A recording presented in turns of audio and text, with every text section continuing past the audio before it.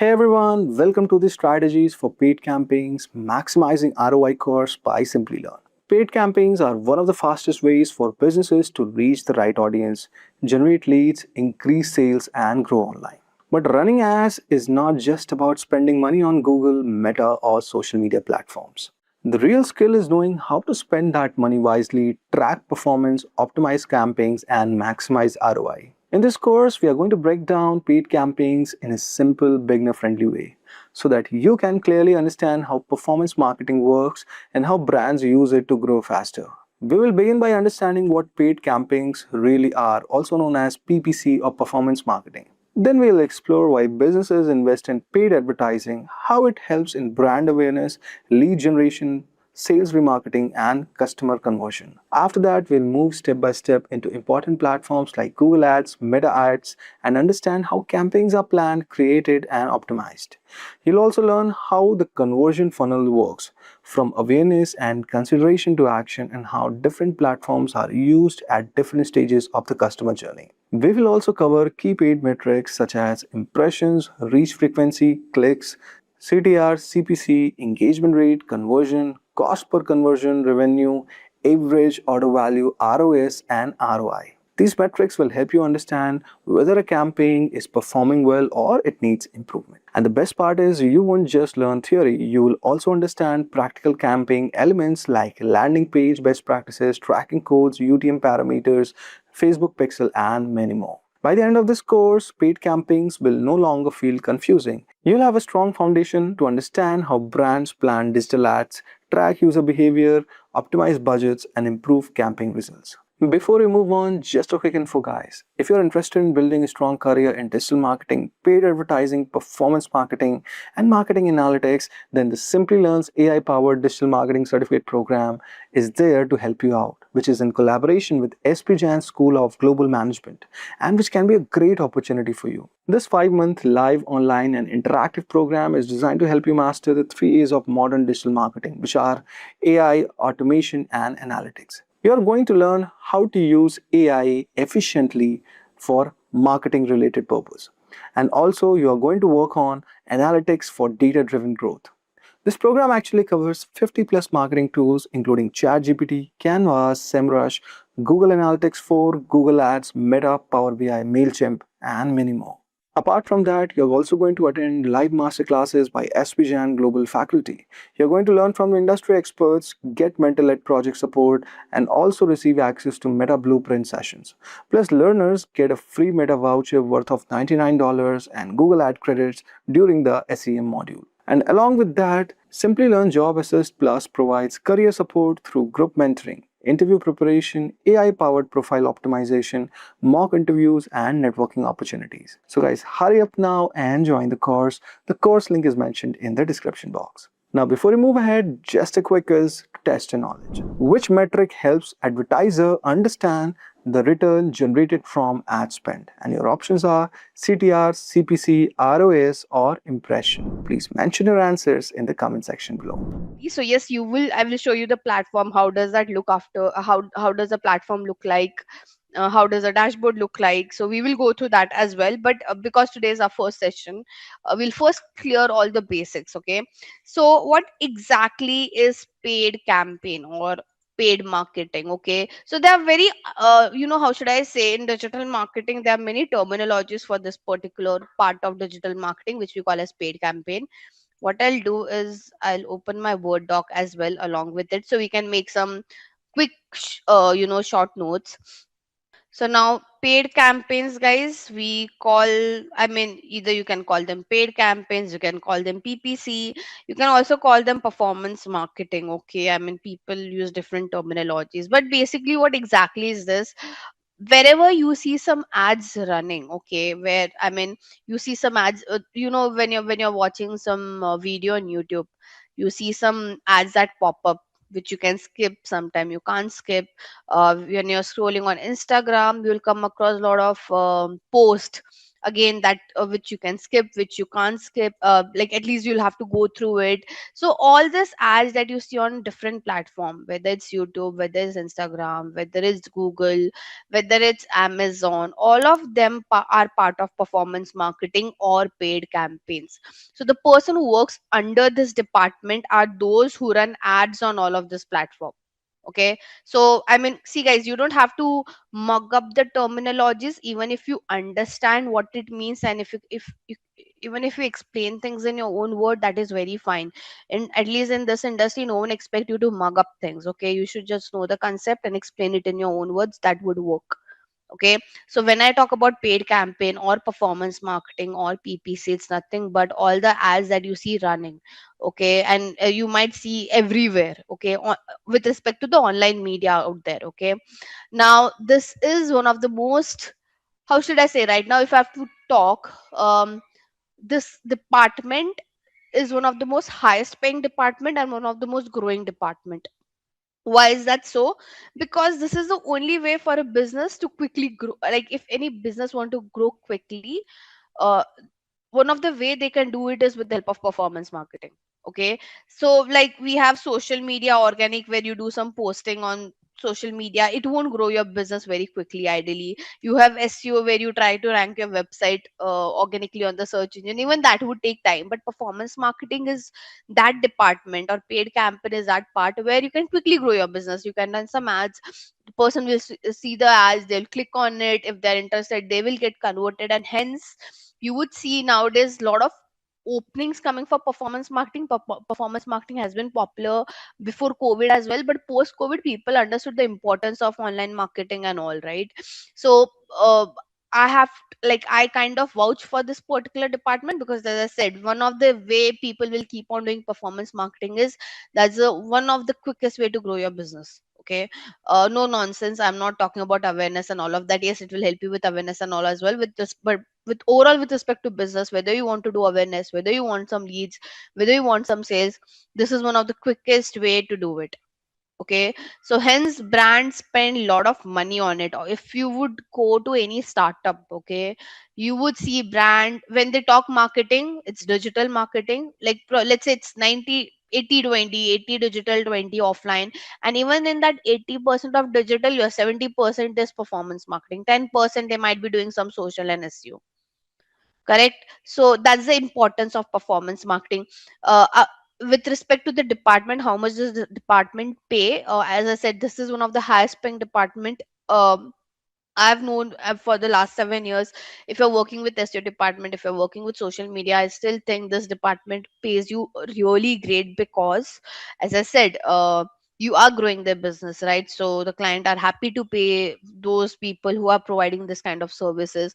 I know many people who do performance marketing on revenue sharing basis. Revenue sharing basis is like, let's say you guys approach me that, ma'am, we want to run performance marketing for our business. So I would say, yes, I'll help you with the service. You don't give me any exact charges, you give me based on how much product I'm able to sell out for you guys. So for each product I might take some revenue share. And there are people who are earning in this way. So I like, not necessary you have to do job, guys. You can do freelancing. And when I say freelancing, as I said, there are many different ways people are doing freelancing. The people who are taking fixed service charges, there are people who are doing on revenue sharing basis. As I said, after one time, when you get an experience, you can do consulting as well. Okay, where you get paid on hourly basis, on based on what kind of recommendations that you're giving. You don't have to ideally execute it, but you're just consulting them. So uh, this is how this particular department looks like. Okay, now okay, there are no questions so far. Now when I talk about what all platforms are part of performance marketing, it starts with, the first one is search engine. Okay, so you need to know Google Ads. Okay, the most popular is Google Ads under search engine. Apart from that, yes, you have Bing Ads, you have Yahoo Ads, etc., etc., etc. Then you have social media as well. So because social media is divided into two parts, this one is paid part of social media. So you have Meta Ads. Okay, Meta Ads is nothing but running ad on Facebook, Instagram, WhatsApp, Thread. Uh, And there are, I mean, you have Messenger as well. So that's part of your meta ads. Okay. Apart from that, you can do LinkedIn ads. You have Snapchat ads. You have, I mean, any social media that you could think of. Okay. Twitter, Snap, Pinterest, TikTok as well. Though in India, TikTok is banned, but if you reside outside India, TikTok is a very important platform while running ads. So you have Pinterest, TikTok, Snapchat, Meta, and etc. Okay. Apart from this, you have aggregators. So aggregators, as in you have Amazon ads, you have Flipkart ads, etc. Okay, there's Mintra in India, so you have Mintra ads and etc. Okay, you have something called as programmatic advertising as well. Now, programmatic advertising is, sometimes people consider that under performance marketing. If you're working with a bigger brand, they have a different department altogether for performance marketing, but it is more up for premium brands, okay, to show ads on premium inventories. Okay, this is not for a small business. Okay, I'll talk about this in detail later on, but then there are platform for this as well. So, right. And again, it keeps on coming, guys. You can run ads on, let's say you can do nowadays affiliate marketing is also part of performance marketing. So, like, this would keep on extending. Okay, you can show ads on, let's say, all this UPI apps like your GPay, all the ads that you see showing up on UPI apps like GPay, Credit, Paytm, etc. Even they are part of performance marketing. Okay, so performance marketing is a very big domain. Like, trust me, I've been working in this industry for such a long time. Even I couldn't cover off. So Tanu, growth marketing, performance marketing. In growth marketing, overall digital marketing that you do, it's more with respect to generating the with respect to growing business. Okay, so you would do performance marketing and growth marketing as well, but you'll do SEO, you'll do social media as well, but more with respect to the ROI perspective. Okay, and again, it has some more analytical part as well, so let's not divert over there as of for now. So ideally, your paid campaign consists of all this platform, and there are many more that are there in the market. Okay, now would you tell me that do I have to learn everything? No. Okay, for you guys, for a beginner, the most basic one that you guys should know is Google, and then Meta. Okay, so ideally, if you know Google, it's very easy for you to learn other search engine. If you know Meta, it is very easy for you to learn other social media platform. Okay, so ideally, I mean, I've been in the industry for the while, but there's still some platform that I didn't got opportunity to explore. Like, I didn't worked on Mintra ads yet. Okay, and that's very okay, because again, platforms keep on coming. Now, by the way, you have Apple ads, you have Samsung ads as well. So this will keep on coming. Okay, but if your basics are clear, you can work on any platform. Okay, programmatic advertising, guys, ideally no one can teach you practically, because this are premium platform. You have to work with premium brands. I also learned programmatic advertising when I started working in the international market. So when I started working with Adobe, that's where I got an exposure to learn programmatic advertising. So again, this one is growing a lot, because how should I say, if anyone who is planning to, who want to create their um, career in digital marketing, I kind of vouch a lot for this particular segment, because there's a lot of demand but there's less supply of it. Okay, a lot of demand, but why less supply? Because one, people are not aware. Two, as I said, it's, you can't learn it. Like, yes, you have YouTube where you might some get some content, but practically you can't learn it, because to get access to this platform, you have to work with premium brands, right? So how should I say, there's a lot of demand of this particular department, but I see less supply, less quality supply. Again, let to be more precise out there, right? So now you have a clear picture what exactly is paid campaigns. Now, paid campaigns are run on all this kind of platform. We'll be majorly focusing on Google and Meta, as I said, because it's not I mean, even it's not, if you have to learn all of the platform, I don't know how many sessions you would need. Okay, so you should just, because you guys are beginner, you should just know the basic level platforms. And yeah, rest again, see, digital marketing and especially this particular field is like you have to keep on upskilling every year. As I told you when I started, every year I have to give my exam of Google, Meta, and all this platform, because this platforms keeps on changing.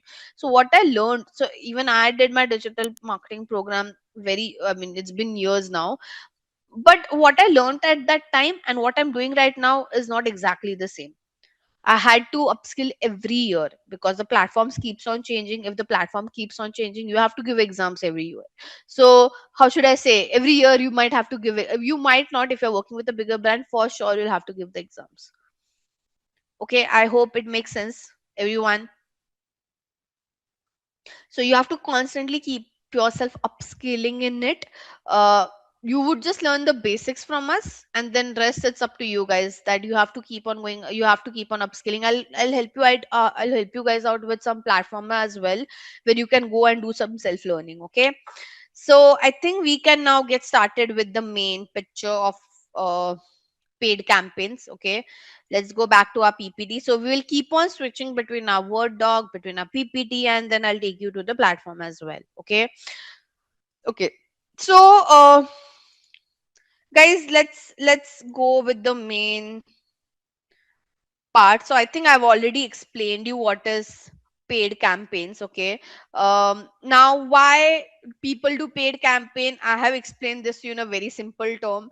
It's all about growing your business, doubling the ROI for the brands that you're working with, selling out their product as soon as possible, trying to reaching out to a larger group of audience. You can do remarketing as well in paid campaign, which is the best thing. Okay, remarketing, I believe you would have experienced this.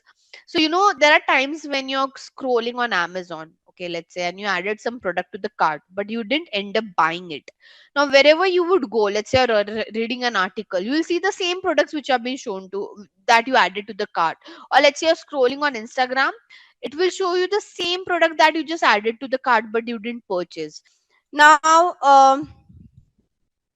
in paid campaign, guys, before I get you through the platforms, let's understand this funnel. Okay, this funnel is called as conversion funnel. Now conversion funnel is basically how do you convert the user, what are the stages, how do we convert the user. Okay, so let's say it's a skincare brand, and now she wants to do paid campaigns for it.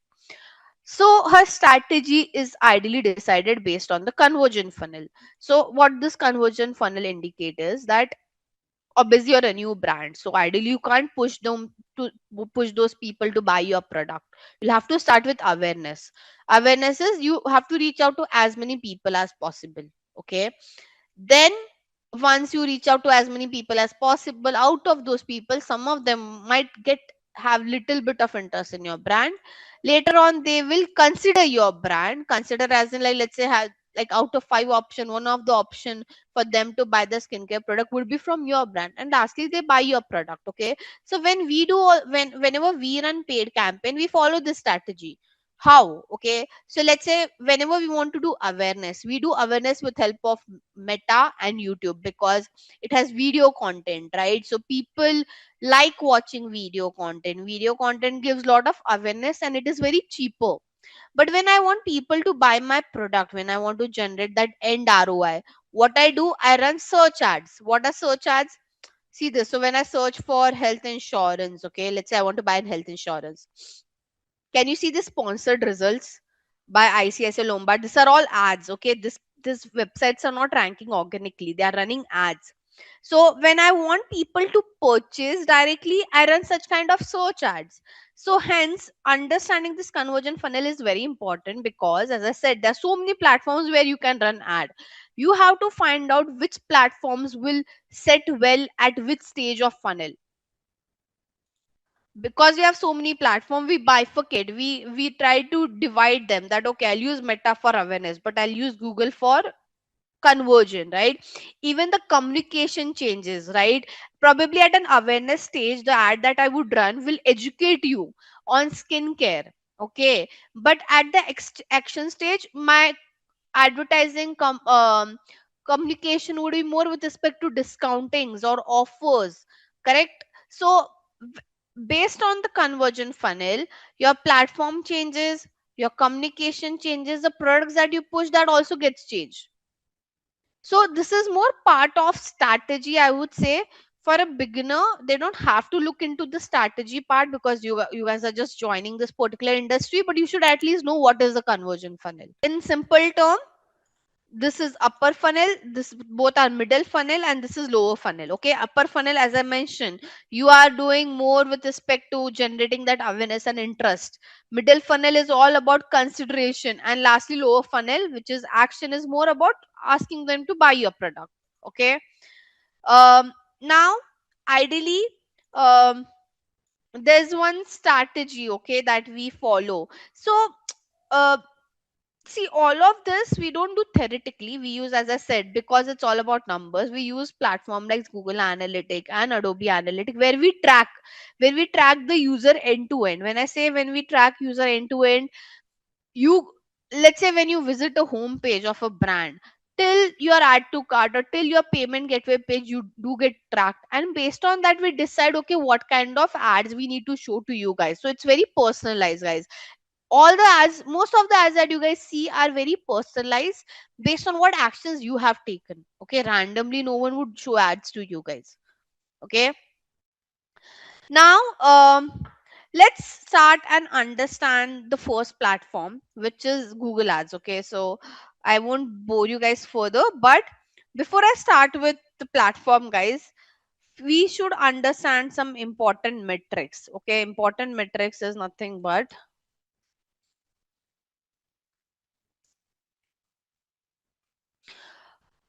how should I say, what would you measure? Okay, we have discussed, we run ads, all of that, but the basic, the core of paid campaign is metrics. Basically, what are you measuring and what do we call them? Okay, so there are different kind of metrics out there, and I would discuss this in an Excel sheet where we'll take a hypothetical example. Okay, guys, if you don't understand anything, feel free to stop me there and there itself. So this is our metrics. Okay, this is some of metrics would need a formula, so I will put the formula as well over here.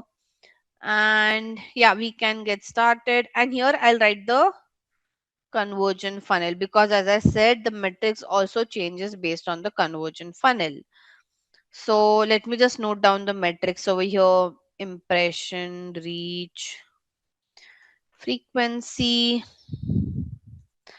clicks or link clicks, or landing page view, CPC, which we also call as cost per click or link click or landing page view. Then we have CTR, which we call as click through rate. Then we have engagement rate. We have cost per engagement. We have something called as amount spent.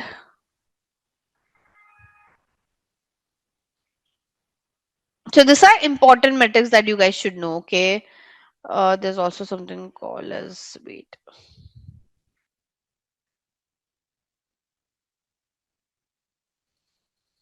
views, cost per view, view through rate,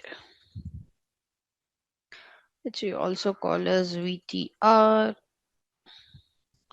CPV.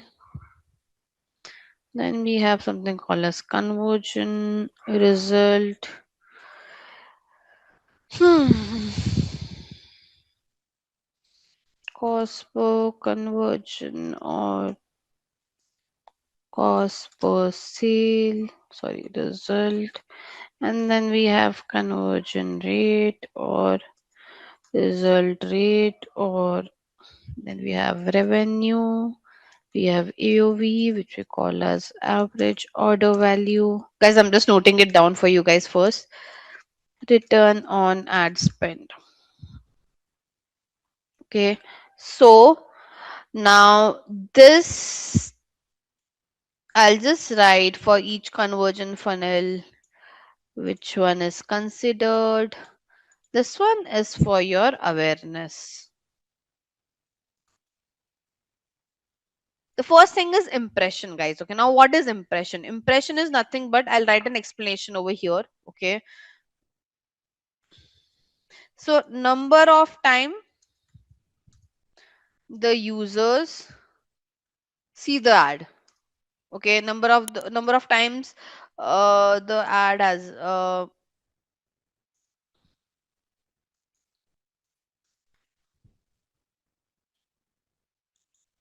okay, so number of time the ad appears in front of the users. Okay, basically right now all these brands have got one impression because I'm seeing their ad. ICICI Lombard, HDFC Ergo, Care Insurance. Okay, if I scroll down there are some more ads, Axis, ACO.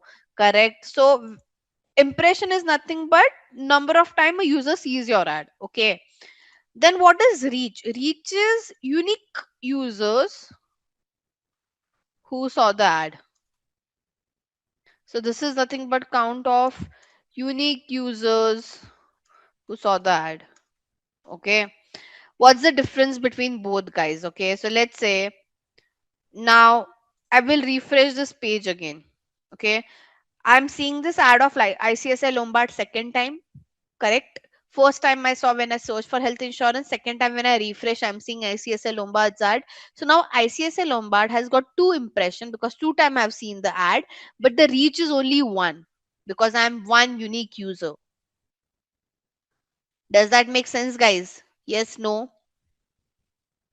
So the difference between impression and reach is impression is number of time your ad has been shown to a consumer. Reach is unique users who have seen the ad. So let's say right now here on the call, how many people do we have? Wait, let me check. Um, I could see there are 20 participants. Okay.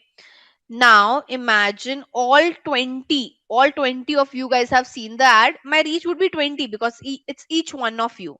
But now let's say some of you might have seen ad multiple times, some of you might have seen once. So that is impression.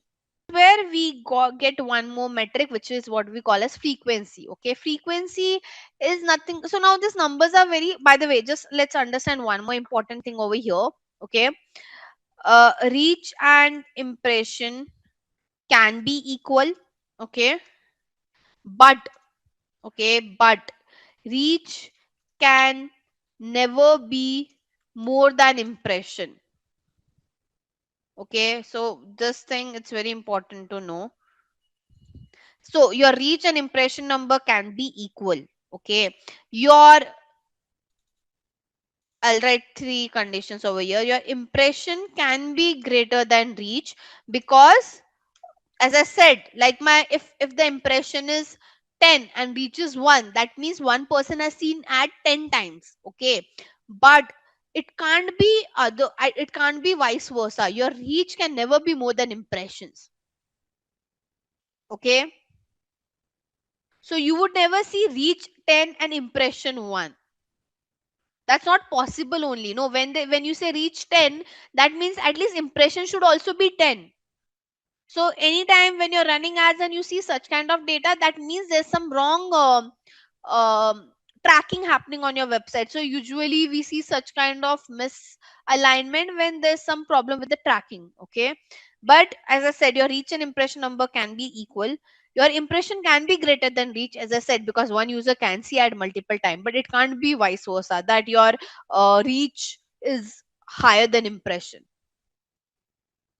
Okay, now this frequency is nothing but, guys, so let's say I write some random number over here. Okay, can you tell me, like, are you able to understand anything over here? If I ask you guys to explain this to me, can you explain this? No, right? Like it's very difficult for you to do the maths. Can you do a maths over here and tell me, like, quickly, that one person has seen my ad how many times? No, right? Because it's a longer number. Obviously, when we are running ads, we see number much more longer numbers. So it's very difficult for us to do that calculation on the spot. That one user has seen my ad how many times. That's where we use this metric called as frequency. Okay. So with frequency, you can calculate each user has seen your ad how many times. Okay, I might increase this one more number because, so see this as I keep adding number. I might add let's say 0. Can you see? So it's saying the frequency is 9.77. That means each user has seen my ad at least 10 times. Make sense, guys? So your impression divided by reach is nothing but your frequency. And for your information, guys, all the brands who are running ads on social media and any other platform, they set the frequency. They decide you should see ad how many times.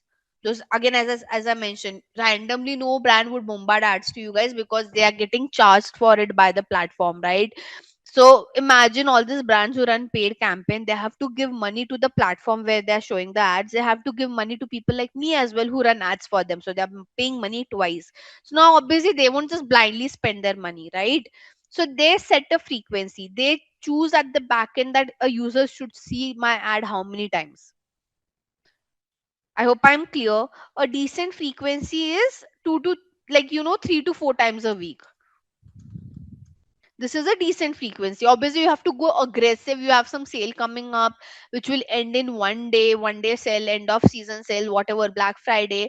That time will go more aggressive and you might say, okay, in a day I want to show my ad 3 to 4 times. But for a normal day, showing ad 3 to 4 times a week is fine. So first I'll cover the awareness part. Now what is views? Okay, views is related to your YouTube. Okay, so this numbers, view, cost per view, view through rate is for your YouTube. Okay, where you're watching that video. Okay, so basically number of time the user watched the video. It's called as views.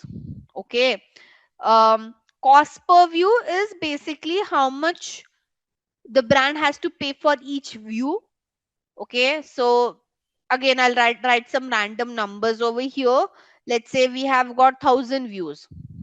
Okay, so cost per view is a metric where you can understand how much you have paid for each view. Okay, not fun fact, but one fact for you guys. um it's very dirt cheap to run a video campaign on YouTube because the cost per view is very less. If I have to tell you, the cost per view on YouTube is somewhere around 0.5 paisa to 1 rupee max. INR I'm talking about. Okay, obviously even if you run for other market, the value would be very low. Now I mean it's easier to count to find out cost per view and all, so I'll just write the formula over here. To find out your cost per view, you take your amount spent and divide it by total views. Okay, so let's say I'll write a random number. I'll write 10,000 over here. Let me give a currency sign to this. Okay, now how do you calculate cost per view? You take your amount spent divided by your views, that is your cost per view. Okay, don't consider this to be like, how should I say, these are some hypothetical numbers that I've just added for your calculation part. Okay, these are not real numbers. This is just like for the example, I'm just randomly putting some numbers over here. Okay, but that's how we calculate our cost per view. Okay, now guys, one more thing. uh, Cheaper the cost per view, better is your campaign performance. So obviously you will aim to get as much cheaper cost per view as possible, right? The cheaper the CPV, the better. Like how should I say? As much as your CPV is lesser, that is better for your campaign, right? Because in that same amount you'll get more views. So you should always aim to get a lower CPC. Instead of saying cheaper, let me just say lower. Okay. Then you have something called as view through rate. Now what is view through rate? View through rate is to understand number of time my ad was shown to a consumer. Out of that, how many people have viewed that particular ad. Okay, now imagine I'm just showing again the same numbers to you guys. Let me just take something, a very different number. Okay, this one. Now we can see impression count, we can see view count. Imagine you have to explain this to your client that, sir, we have got I don't know, like 6 crore 38 lakh 38,222 impression. Out of that, we have got 65,421 views. Can that person understand anything, like whether it's a good number or a bad number? No, right? So hence we calculate with the help of this formula of view through rate. Okay, which is how do we calculate it? You just have to take your views divided by your impression, and you have to do it to 100 because you calculate this in a percentage format. Okay, so we take our views divided by impression, and then you don't have to do into 100. You can just use a percentage sign. Now it is coming 0 because the decimal value is, you have to add the decimal. So my view through rate is around 0.10%.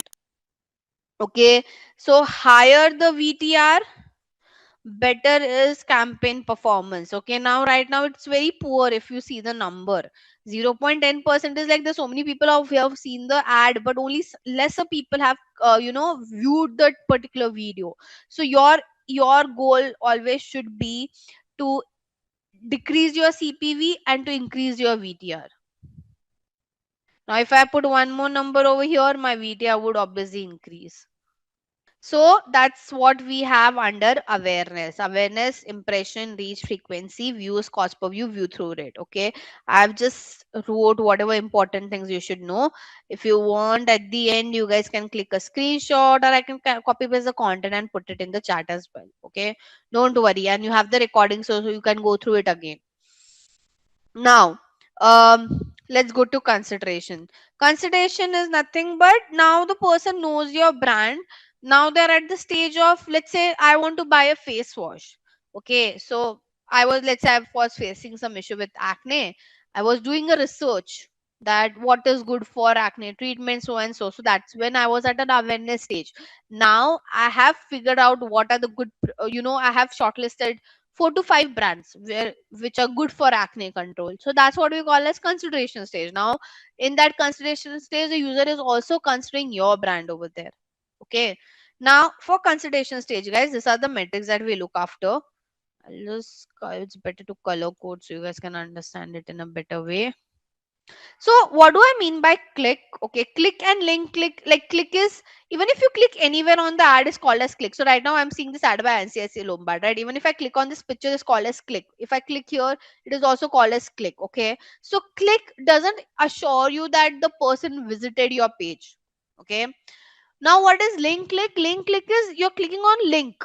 Okay, like this is a link, this is a click. Okay. So if you click on any link, that is considered as link click. Okay, but again that doesn't assure that the user visited the page. Why? Because see this, I'll just click on it and I'll bounce back again, right? So does this guarantee that the person visited the page? No, it could be the person mistakenly clicked on that ad, or your website wasn't working. So click and link click ideally doesn't assure you that yes, the person visited the website. But landing page view, yes. What does landing page view would measure? That the person has clicked and now they have landed to the website, and at least they have spent like few seconds on the site. Observe one thing, that your clicks, your clicks is higher than link clicks, obviously, which is very obvious. And your link clicks are higher than, the count of link clicks is higher than link click landing page view. Okay, which is very obvious. There are many people who will click. Out of those, there are only some people who will do link click, and out of those, very less people will land on your site, right? So this is what we mean by click, link click, landing page view. I'll just write again some random numbers over here, guys. So let's say this is our number. Okay, I'm saying this many clicks or link click or landing page view we have got. Okay, now how do we calculate our cost per link click or cost per click or landing page, which very again is the same thing. You take your amount spent divided by your this particular thing, that's where you get your cost per click or link click or landing page view. Okay, so again I'll write the formula over here. You take your amount spent divided by your clicks or link clicks or landing page view. One more thing here also, lower the cost per click or link click or landing page view,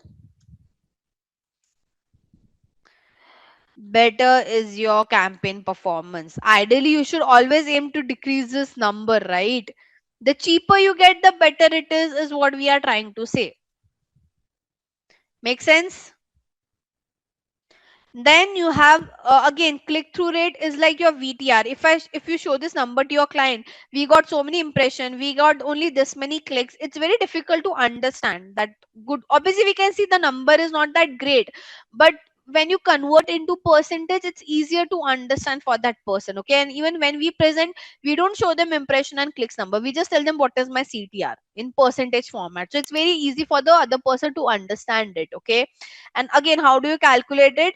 You take your clicks divided by your impression and do it into 100. That's your CTR. Okay, now again I have to do it over here. I'll take my clicks divided by impression, change it into percentage, increase this decimal count over here. Obviously, if I improve this number, this will also increase. Make sense? Here also, higher the CTR, better is the campaign performance. So ideally, if I have to summarize, guys, your CTR and your VTR needs to be higher in percentage, whereas your CPC or CPV should be lower in the currency.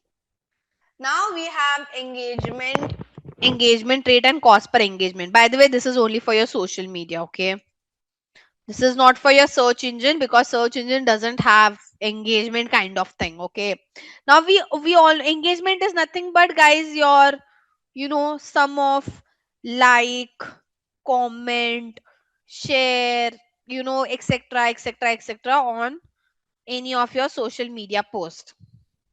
Okay, so that's what we call as engagement. Number of like, comment, share, anything, any activity you do on that particular post is called as engagement. Okay, again, engagement rate is the same concept. Number of time your post was shown to the consumer, and out of that, how many people have actually engaged with it. Like when you're scrolling, you see so many posts, right? So now in ad as well, when you're scrolling, you'll see so many ad, that is your impression. But what would be an engagement? When you like that particular post, or when you comment on that particular ad wala post, right? That is what we call as engagement rate. And again, the same thing, cost per engagement is, let's say I have, I've got this, how this many engagement, I have to find out my cost per engagement. Again, the same thing, you take your amount spent divided by your engagement. So amount spent divided by your engagement. Same goes with your engagement rate. You have to find out of number of time my ad was shown to the consumer, how many people have actually engaged with it. So see, if you would understood this all are similar when we talk about the explanation. The only thing that is changing is the action that one user is taking. In click, you're clicking on that ad. On in views, you're watching that video. In engagement, you are doing some activity on that particular ad, like you're liking that ad, or you're like, or you're commenting below that ad. So, but if you see, the calculation with respect to CTR or VTR or engagement rate is same. The concept is same. The calculation with respect to CPC or CPV or cost per engagement is also same. It's just that the action that you're doing is different. Metrics for paid advertising. This doesn't include anything related to organic. For organic, the metrics that we check is completely different. You would be checking um, the online reputation management. There you check a lot with respect to how people are reverting, you understand the emotions, you do social listening and all of that. That is different, that is organic. This is only paid, where you're paying money to the platform to show your content. Now let's go towards the last part. Now this was all awareness consideration, but if I have to talk, most of the brand, at least for Indian market, the reason they do paid advertising is for this, to get that end result. Okay, to get that business like, they, I mean, there are many brands who are very frugal and they don't understand awareness and all. They don't care about how many people have seen my content, how many people have engaged. They would just ask you one thing: how did it this impacted my business, how did my business grew by doing this. So most of the clients that you guys would meet would only focus on this particular part, because that's where you see business numbers. Okay, that's where you see how this is impacting your business. But Very important thing, guys. You have to do awareness, you have to do consideration. Why? Because if you only focus on the end result, okay, let's say you won't get audience pulls if you only focus on the consumer who already know your brand. So for you to increase your audience pool, the only way to do it is by doing some lot of branding campaign where you track some awareness and consideration.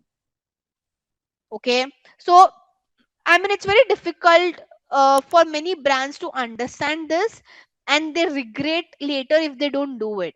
So there are many brands will tell you, guys, I'm not, I don't care about what was my reach, what was my impression. You tell me how much business did you got on the table. Yes, you should discuss this, and it is an important part. But if you don't do this, how your audience pool would increase is a question, right? So there are many brands who will just tell you that, okay, let's just show my ad to those who already know my brand and keep pushing our other products to them. So let's do some cross selling and upselling to them. Okay, what is that comes to this particular this makes me let's discuss this, what is cross selling and upselling, because it's very important. Now cross selling and upselling is like, so I have bought a face wash from Jessica's brand. Okay, now what Jessica can do is she can do some cross selling where she would ask me to buy a moisturizer, buy a toner, buy a under eye cream. That is cross selling. You are selling other complementary product, right? Let's say if you buy an iPhone, the brand will ask you to buy a charger, earbuds, accessories of that phone. That is cross selling. Upselling is you are selling a more premium version of the existing product. Let's say if you buy an iPhone 16, the brand would ask you or push you to buy iPhone 17 Pro Max or whatever it is. Okay, so there are many brands who will just tell you, let's just show ad to those who already know our business, because it's very easy for us to convert them and ask them to do, let's do some cross selling and upselling and grow our business, grow our revenue. Yes, that would work. But then how your business would in actual grow? No, it won't grow if you're not increasing your audience pool. And to increase your audience pool, you have to do awareness campaign, you have to do consideration campaign. Now, so for the brands who do lead generation and who want to do their app installation, they watch out for this metrics. Okay, uh, by the way, what all brands fall under lead generation? So all the brands who are selling a high um AOV product. AOV is average order value. Okay, if they are selling high AOV product or services, they usually do lead generation, because it's difficult for the consumer to, I mean, I'm not saying that consumers are not buying high AOV products online, they are. But when I say high AOV, I mean like real estate, or like automobile, or your insurance, or education. For all these brands, they do lead generation. When we say real estate brand is doing digital marketing, they do lead generation through it, right? Because would you go online and buy a flat, guys? No, right? Like, let's say a brand show you an ad that buy a flat online, and they ask you to do a 1 crore payment. Would you do that? No, right? If a brand, or if an automobile brand is running an ad, and they'll tell you, okay, do the payment right now and buy a car, would you do that? No, right? Let's say for an MBA program, it will just tell you, okay, go to the site, buy a 2 years program. Would you do that? No. So all these brands, they do lead generation with the help of paid advertising. When I say lead generation, they'll take you to the website, they'll ask you to, if you're interested, you have to share your details with them, and obviously they'll have the sales rep who'll call you, who'll talk to you for a very long period, who'll take a lot of follow up, and then if you're interested, you'll get converted. So all these brands like industry like real estate, BFSI, healthcare, automobile, B2B, they all do lead generation in digital marketing, or specifically in paid campaign. Make sense, guys? I hope you understood the concept. Why lead generation? Because none of you would go online and buy a flat. Like, you won't do that 1 crore transaction, right? Like, by just seeing some pictures and like, oh, I like a flat and I'll book it online and I'll do the payment. Would you do that? No, right? Example of this, see, this health insurance person, they are doing that only. When I clicked on the ad, is it asking me to buy the insurance now? No, it's asking me just for my details. So when I fill this detail, These people will call me and they'll guide me on what are different kind of insurance do they have, which one suits for my budget, etc, etc, etc. Same like right now I reside in Pune, so let's say if I'm searching, I want to buy a 2 BHK flat in my city, I'll search for it.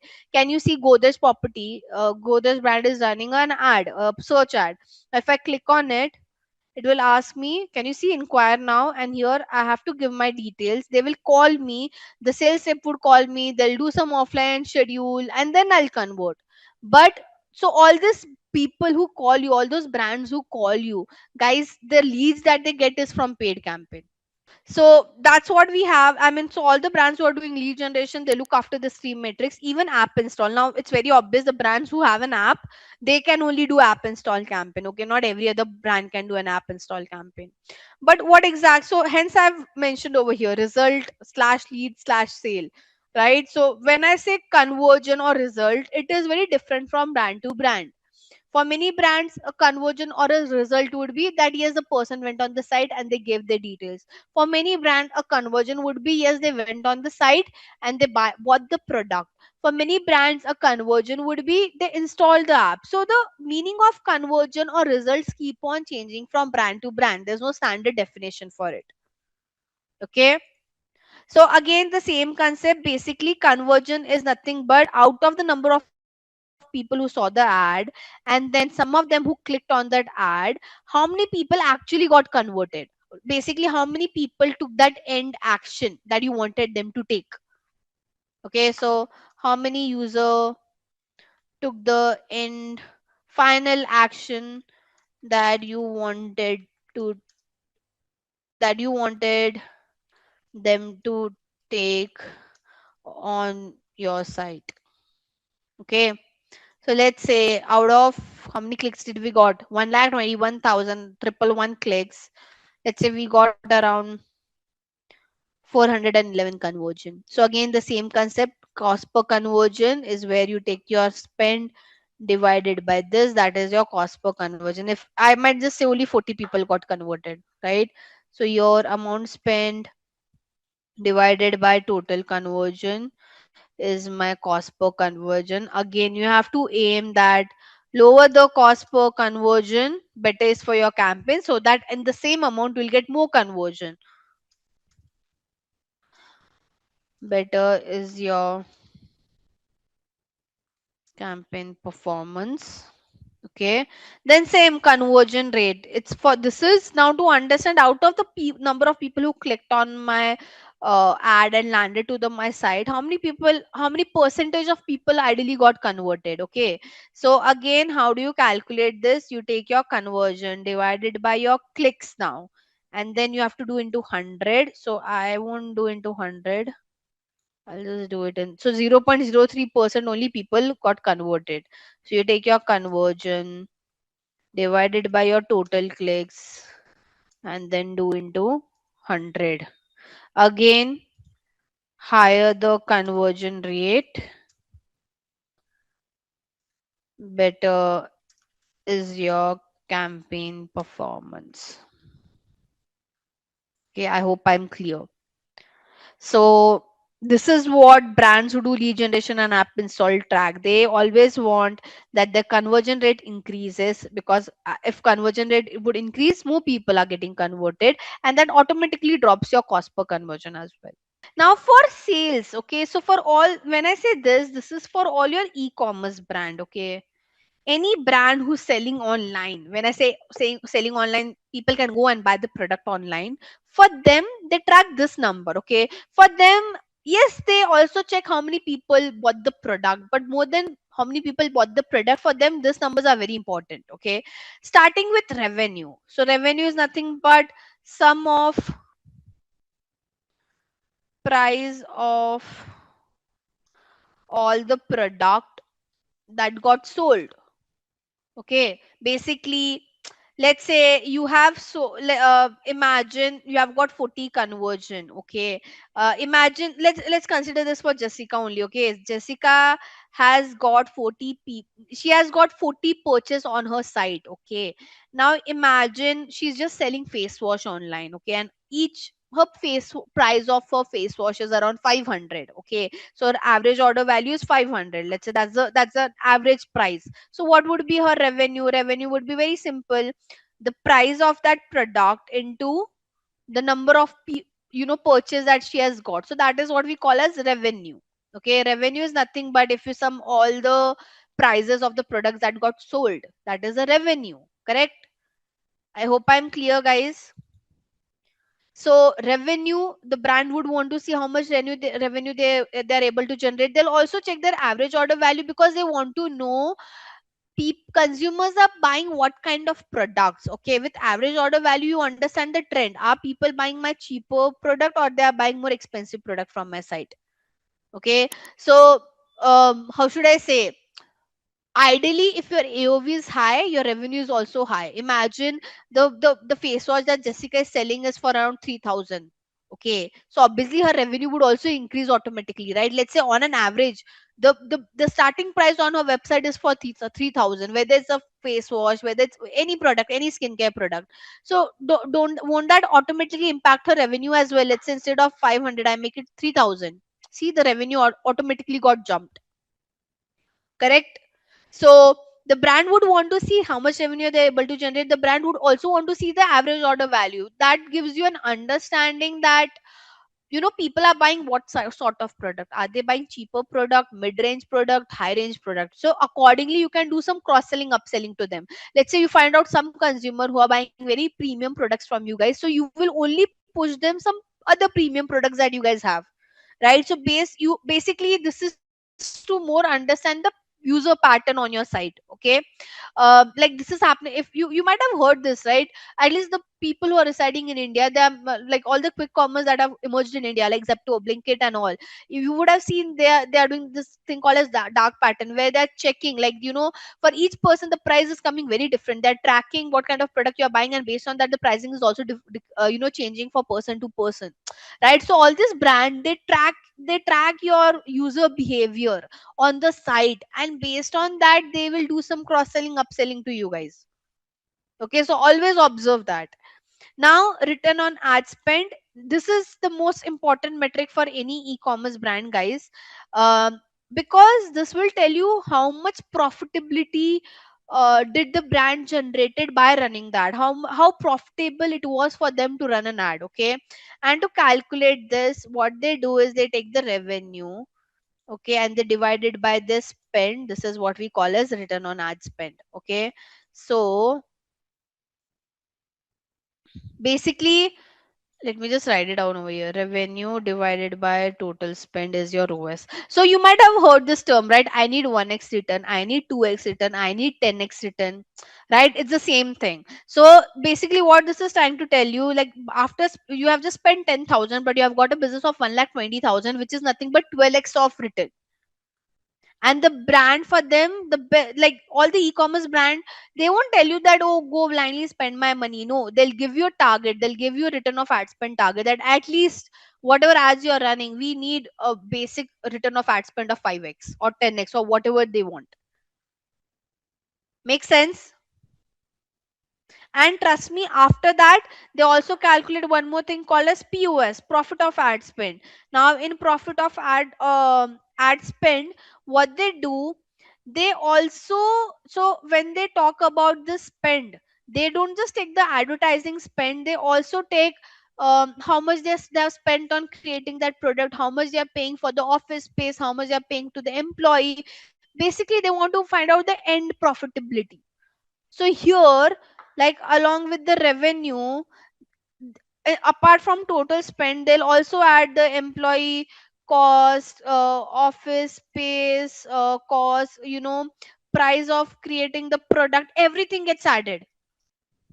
Okay, now ideally if your OS is 12, your profit of ad spend would be half of it, so it might be 6 5, whatever it is.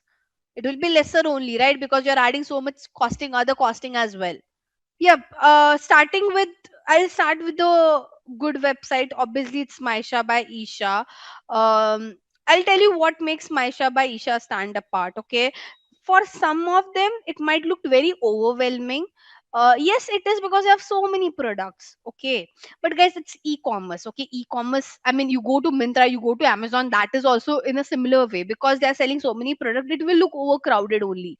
Okay, I mean, for a brand who's selling so many different products, it does look overcrowded. I mean, Amazon also would look in a similar way. Myntra would also look in a similar way. Flipkart would also look in a similar way. So I won't say that's a negative point. That's like, how should I say? That's how like a default e-commerce looks like. So we can't say that, oh, please make it less. No, right? But even if you see this, though it is so the first thing, they have followed what the brand shows. It's very Pinteresty website. If you would have seen, like if you see their banner, the color tone, the designs and all of that they have created, they always think more of like on a Pinteresty vibe. Their brand is all Pinteresty vibe, if you would see. Okay, so that's what they have tried to maintain. Even if you see the backdrops that they have used for their clicking their product pictures, that is also very like, how should I say, it's more of like an aesthetic website that they're trying to create. Okay, which is not bad at all. Correct. I like, as I said, someone have already mentioned, the categories are well shown over here, which is also good. It's easy for someone to understand what all do they have. Correct. Good banners. I mean, I must say the banners are really great, if you would see that way. Correct. The new arrivals, what are the new launches that they have done, they are showing you specifically over here. Watch and shop is a very good thing, guys. I like, they have integrated the way Myntra is doing, where they're showing, the influencers who are buying the product. So it's again, one is that you're seeing the product, one is like where you're seeing influencer wearing it, how it would look like. So that also creates a very big difference. Correct, because it's e-commerce. Again, what that brand is all about, they have mentioned to they have thought to mention about it as well, like what do they stand for. Okay, they're handcrafted, handmade, local artisan. Nowadays people are very like, they are showing the video how the local artisans are working, so that's very important for them, right? Again, spotted, very important. Nowadays people buy what influencers buy, so they have make sure all the big celebrities in India who have bought from them, they are showing their pictures over here. Okay, that's what I liked. Then obviously what the customers are trying to say. Last but not the least, whatever the other USPs are, top notch support, secure payment, they have a chatbot, which ideally all the e-commerce should have. So a good landing page, I would say. Now, as I told you, checked one product specific page as well. Okay, so now if I go to a category page, this is a category page. Now, even in the category page, you would see they are showing review, pricing. It's a decent category page, right? Now, if I go to a product specific page, one very good thing, this thing, no one have mentioned about this. I'm not sure how many of you went, but they have added video on how this product would look on anyone who is using it. Apart from that, if you see their description, okay, the care, because it's a handmade brand, local artists and all of that, they are telling you how can you take care of the brand bag as well, because they're expensive if you see as per the Indian market. Okay, now again, like all the discount, international shipping, 10 other things, testimonial, that is there. But what I like is they are very how should I say, transparent. That's the word, right? They're very transparent with respect to the product and all. Correct. So that makes, I mean, ideally the website is very aesthetic, and obviously social icon is very but obvious that every brand would have. Okay. Now the second ranking is Inji. Inji is simple, which is good. Having a simple website is not a problem. But as I think Jessica started with saying, it's too simple, which is where she's correct. I mean, it's a clothing brand, guys. How, I mean, okay, tell me, what does this banner indicate? Can you understand what this banner is trying to show? Yes, it is trying to show some prints to me, but I can't understand this banner other way, right? Like, for a global, if they're promoting this in the international market as well, how one would understand what the brand is all about? Secondly, I mean, I can't imagine now. Yes, they have used some mannequin, but still, I mean, you're a clothing brand person. I would want to see how this color would look on different, this particular top, or this color would look on different tone, different shape. Correct. So that's the bare minimum that they should have done. But as I mean, the overall insight for Inji is that it's too simple. Even if they keep model, I think it's a good website because it's very clean, it is very clear. So that's a good thing. And now Per Patola, so one, like, Third is pair patola, starting with when you open the website, the brand logo, the brand color, nothing matches. It's very cluttered, it's very haywire. Even if you see this banner, guys, the banner is cropped out. If you would have observed, their main banner, their main picture is looking cropped out for me. Does that show a good image in front of the consumer? No. Like, how this can be cropped out? How? Why the CTA is in this some different angle? This is your main banner. This picture would decide if the user want to scroll or not. And when I see this, I don't want to scroll further. Right? Where is the brand color getting followed? I mean, if you see the brand logo, it's some purple, something is going on there. Here the color is different. I understand the product color can be different, but at least it should be somewhere the brand color should be followed, right? So the problem with pair patola is the first impression is wrong. How should I say? Your first impression is last impression, and for a website, the first impression is the topmost banner that they use. Hence, for Maisha, people would scroll because their banners are really great. They have a carousel banner where they're showing all the category. So if this disappoints, there's a good chance a person will get disappointed and they won't scroll down. Same goes for NJ because the first banner is so bad. I mean, what one should imagine, the person would not want to scroll.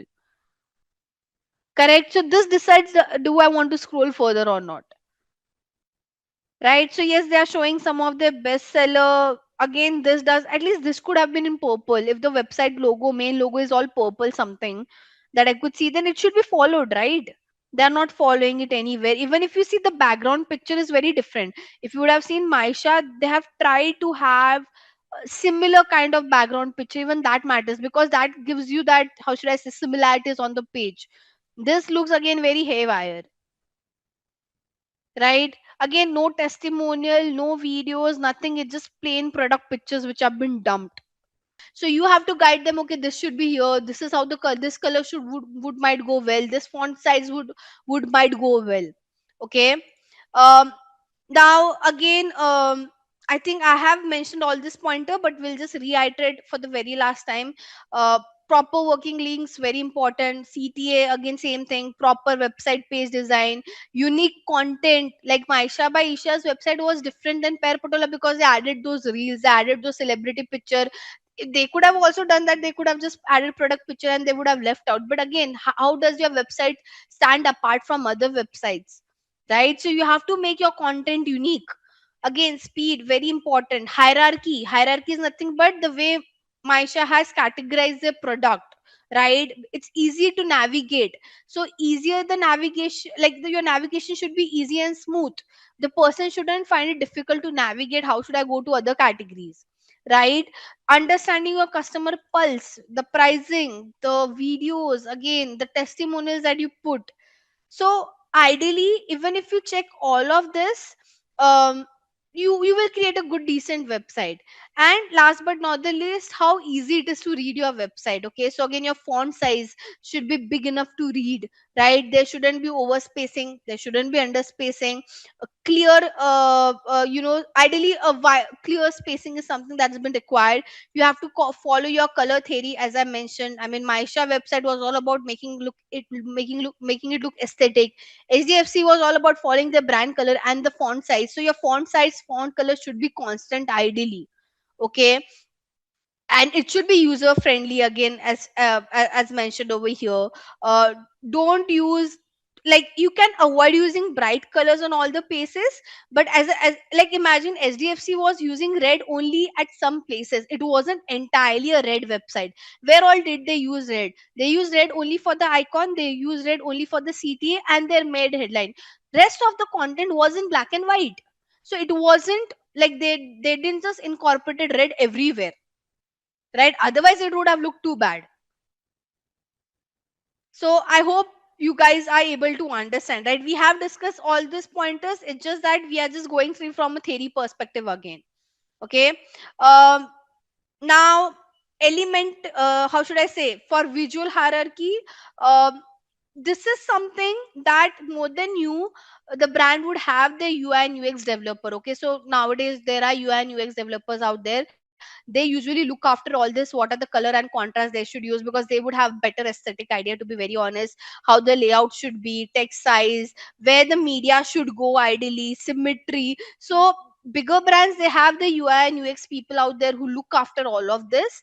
But again, if you're working with some smaller brand, you should have a basic idea. Like, again, this is more of with respect to your instinct, and also you should have some practical idea, that for example, you can't use as I said, like HDFC, imagine they would have put everything in red, it would have looked very bad. Hence they put a combination of red, black and white, right? Again, layout, it can't be in left side or right side, it's somewhere that thing should, which should be in middle. So you have to understand the layout and the placement, where you should put your picture, right? So all of these are basics of website that ideally your developer should know. I'm not saying your developer shouldn't know this, but as I said, you might work with some small brand and they wouldn't know about it. B2B, yeah, let's do one thing. So, digital marketing agency is all about B2B. So, let me search for digital marketing services. Okay. Now, we can just open, I don't know which is a good website. We can open this one, the first ad that I could see. So, it's B2B, right? Someone is looking out for the services. I don't like the website much. I mean, it's directly taking me to a form. No information. Now, see, I'll tell you what's the problem with this B2B website. Okay, as I told you, whenever you do lead generation, guys, try to have one page only. Don't take the user to other pages, because they will get distracted, right? So whenever you do lead generation, create a static landing page. Static landing page is like one page website only. E-commerce, they can't do it because a person is buying the product. But now here, like, they have taken me to this form. Okay, now let's say I will say, let me know more about the brand, so I'll go and read some case studies. Don't you think I'll get distracted when I go to another page? So that's the problem. Now this brand, the problem is they haven't created the static landing page. They should have done that. Let me see some another website if there's any. This one, this one is still interesting, because see, they're talking about all the work that they have done. So at least they're talking about their portfolio, PR, print and OH. Hmm. But again, it should have been static, I would say. Because for lead generation, you get, see, now it's very overwhelming. The problem is when you take a person to such kind of website where a person can go to other pages as well, it gets very overwhelming. People get distracted. So, ideally, even for a B2B lead generation, because B2B also do lead generation, this page is good. I'm not saying the page is not good. The only problem is I'll get distracted over here. And too many color, too many things going on again. I like one brand. I'll show you which brand do I like. If they're running any ad right now. They're not running an ad. This is their main basic page, but I like this brand a lot when it comes to their website for B2B. It's very, so now see this one, okay? They are showing who they are partner with, what kind of e-commerce brand, okay? If you would see over here, they have listed out all the brand in a very good way. Okay, again, how, what kind of impacts they have created. This is a very clean B2B website is what I would say. Again, they are not running an ad, otherwise we would have seen a static landing page as well. But again, for B2B, it again, it shouldn't be very much overwhelming when you're doing lead generation. It has to be very clear, picture perfect, and again, not a lot of too much color going on. For that one, it was too much color, too many different colors going on. This one is still simple. So they are making sure they're following navy blue, light blue, that's it, and black as their content, text color. So this one is a good B2B landing page, is what I would say. And at the end of the day, they've kept a form. It's just that imagine this to be a static landing page. Imagine they don't have this navigation only. Then this is a good static landing page, I would say. Okay, so today let's just focus on these three topics, and then the remaining part would be covered in our last session. Okay, so yeah, today let's just focus on this three. So starting with dynamic ads. Now, when I talk about dynamic ads, guys, what exactly is a dynamic ad? Okay, so this ads, the name dynamic means that this ads keep on changing based on um, the nature of the user. Okay, so basically, um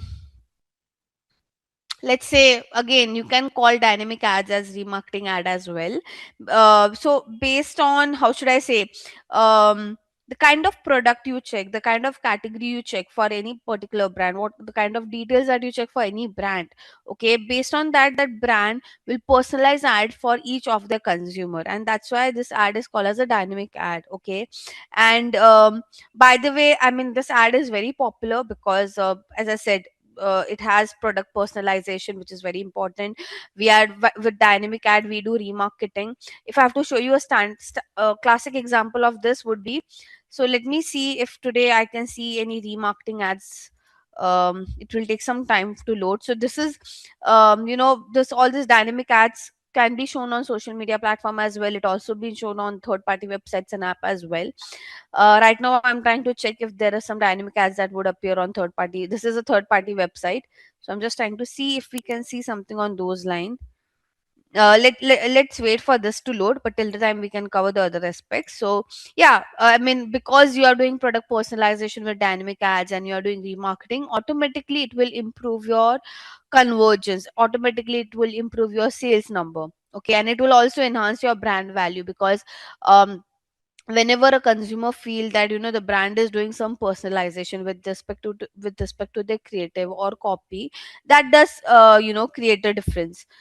So yes, now when I talk about dynamic ad, guys, few things that determine, or few factors that you have to decide to create a good dynamic ad. First is the budget, because obviously it's an ad, so you'll have to spend a good amount of money for it. Okay. Then obviously type of ad, like do you want to show your dynamic ad in an image format or a video format or a carousel format or a collection format, needs to be decided. It has to be mobile friendly. I mean, whenever you create an ad, you have to think it from mobile perspective as well. You have to also decide your target audience, basically whom you want to show this dynamic ad. Okay. Now let's see if this, it's still not loading. Ideally I see a lot of remarketing dynamic ads over here on this page. I'm just waiting for this to load. Hmm. Hmm. Hmm. Hmm. Hmm. Hmm. Let me see if anything can happen over here. Okay. Anyways, now with dynamic ad, as I mentioned, the major thing that we do is we do remarketing or retargeting, where directly the advertiser would show ad to consumer who didn't convert. Okay. Now remarketing, as I mentioned, majorly when we think of remarketing, it is always showing ad to those who didn't convert, but there are brands who do remarketing to those audience also who are already converted, because again you want to do some upselling and cross selling to them. Right. Now how this dynamic ads, like there are some specific requirement of creating this dynamic ads, and I'll take you through each one of them.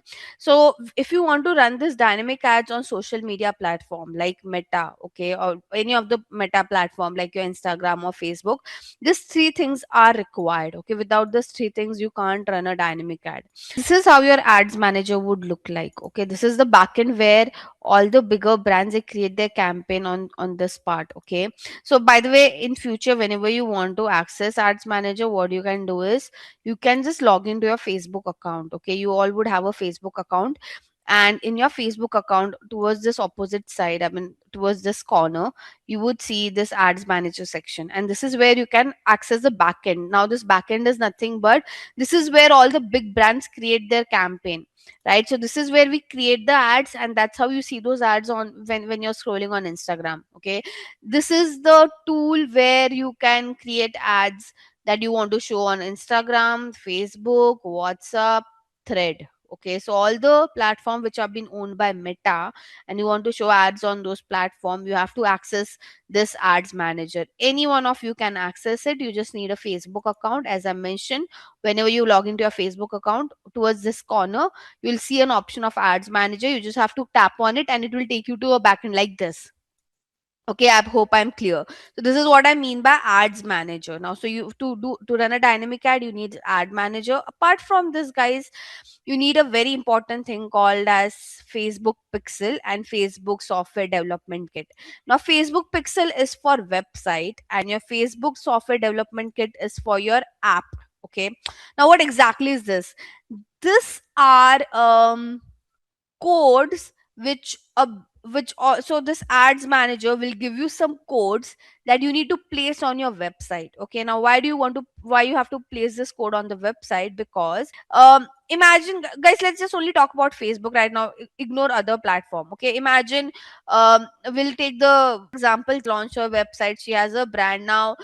She would be starting running ads on Instagram, right? So before she starts running ads on Instagram, she should place this Facebook pixel on her website. How she would do this? Okay, okay, this is your ads manager. You have to go to your events manager. Okay, and that's where you get your Facebook pixel code. Okay, so the job of Jessica would be to go over here, get the code, and give it to the developer who created her website. Okay, so here she would say website. There's some glitch right now, guys. Yeah, so guys, you as you go to the event manager, it takes you to a page like this. Okay, and here, let me. So you will go to data set. Okay, and here it will give you an instruction that set up metapixel. Okay, so here you have to say see instruction, and can you see this copy base code? Okay, so you have to copy this. You have to copy this code. So Jessica will have to copy this code and put it into a notepad, because she has to send it across to the developer. Okay, and she has to paste it over here. This is what the metapixel code looks like. Okay, so this is your first code. Now, while Jessica would give this code to the developer, Jessica also have to give them the instruction of where this code needs to be placed. Otherwise, how would the developer would understand? So just below the code, they have given you the instruction as well. Okay, so ideally the code that I've copied right now, okay, this code is called as, either you can call this as a base code or page view code. Okay, this is what we call, this is the name of this particular code. Okay, and here they have given you an instruction, if you could read. So it says paste the metapixel code between the head start and head end. Now I'm not sure how many of you know the coding language, but at the back end of the coding there's something called as head start and head end, and you have to put the code between this head start and head end. Okay, and it needs to be added on all your website pages. Okay, because you want to track the entire user journey, right? So it's not that you'll just put it on one page. Every page of your website should have this code. This is just like one code. Okay, this is just like your base code or a page view code which goes on each and every website, every page of your website. But to track specific action that the user does on your website, let's say if the person is adding product to the cart, or they are doing checkout, or they are doing they're landing to the payment gateway page, there are separate codes for that. Okay, and where do we find that? So for at least for Meta, right now I'm just focusing on Meta, so I'm not talking about other platform. What you should do is, on Google you have something called as I'll give you this link, you guys can bookmark for your future help. So you have to go to this article which gives you standard event codes. Okay, standard event codes are nothing but if you want to track specific action that the user does on your site. Okay, I'll give the link over here in the chat, so you guys can please bookmark this for your future reference. Okay, now how the standard event code would work, can you see there's a table? So there's website action and there's the name of the code. They have given you the code link. Okay, so let's say if I want to track add to cart, this is the code I have to give to the developer.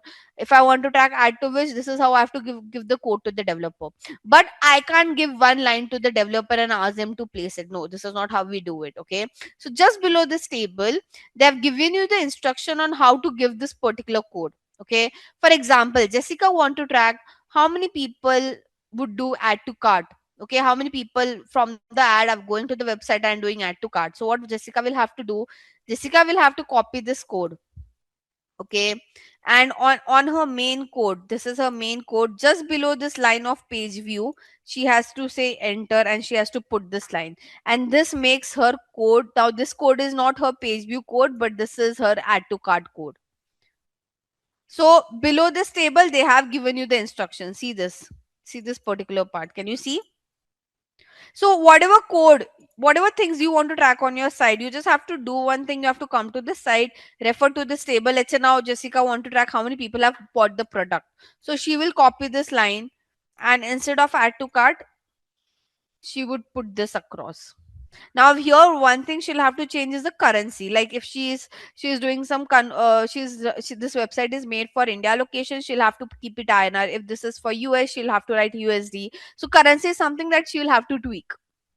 I mean, you can't just blindly trust anyone, right? Like someone would just tell you, yeah, yeah, we have placed the code. You can start running your campaign. This is not how things would work. So she'll have to cross check if the codes are placed or not. Now, how Jessica would cross check, because she doesn't know anything about the website's backend, right? I mean, let's say she has no idea about how the website was created. So if she doesn't have idea of website creation, she can't even do cross checking by going towards the backend of the coding, right? So in that case, Jessica will have to install this Chrome extension called as Meta Pixel Helper. Okay, so this is a Chrome extension that she'll have to install. Here she has to say add to Chrome, add extension. Okay, so it's added over here. I'll just, it's already pinned, so no need to pin it. Yeah, let me just pin this. Now, how this Chrome extension would work? Okay, we can take any random website and we can check if that website has metapixel code or not. Okay, so I'll go to, let's say I'll take one brand name which is called as Mintra. I'll go to their website to see if their website has meta codes or not. Okay, can you see? So with this Chrome extension, we could see yes, they have meta code added on their site. And by the way, they have two different code because this ID is different. So basically, every meta ads manager would have a different pixel ID. Okay, this ID is would be different for every ads manager. For example, see this number is different. This number is different. The code that I have fetched out for it, the pixel ID is also different. So where's my pixel ID? This one. My ending is 583. Okay, for them the ending is what? 159865. So let me just give you an idea how it works for e-commerce. Okay, so as I told you, this code, the first code that we got from the platform, the page view code, if you remember, I told you it needs to be there on each and every page of your website. So what she can do, she can randomly go to 5 pages and she can go and check if the page view code is there or not. Okay, so yeah, we can see the page view code is there. I'll again randomly go to any other page to see if the page view code is showing up or not. So it's there, right? Makes sense. So randomly she can check like this. Now apart from page view code, as I told you, let's say Jessica has also given add to cart code. Jessica has also given view content code. Basically view content code is given to put to fetch data of what are some specific product pages a user have visited, right? So now she will have to check if the view content code is firing or not. So clearly she can see, right, view content code is also showing up. This green tick mark indicate the codes are placed properly. If you see this in red, that means there's some problem with the code. Okay, now what I'll do to check further if the add to cart code is there or not, what I'll do, I'll try to add one product to the cart and see. So I have sent add to cart.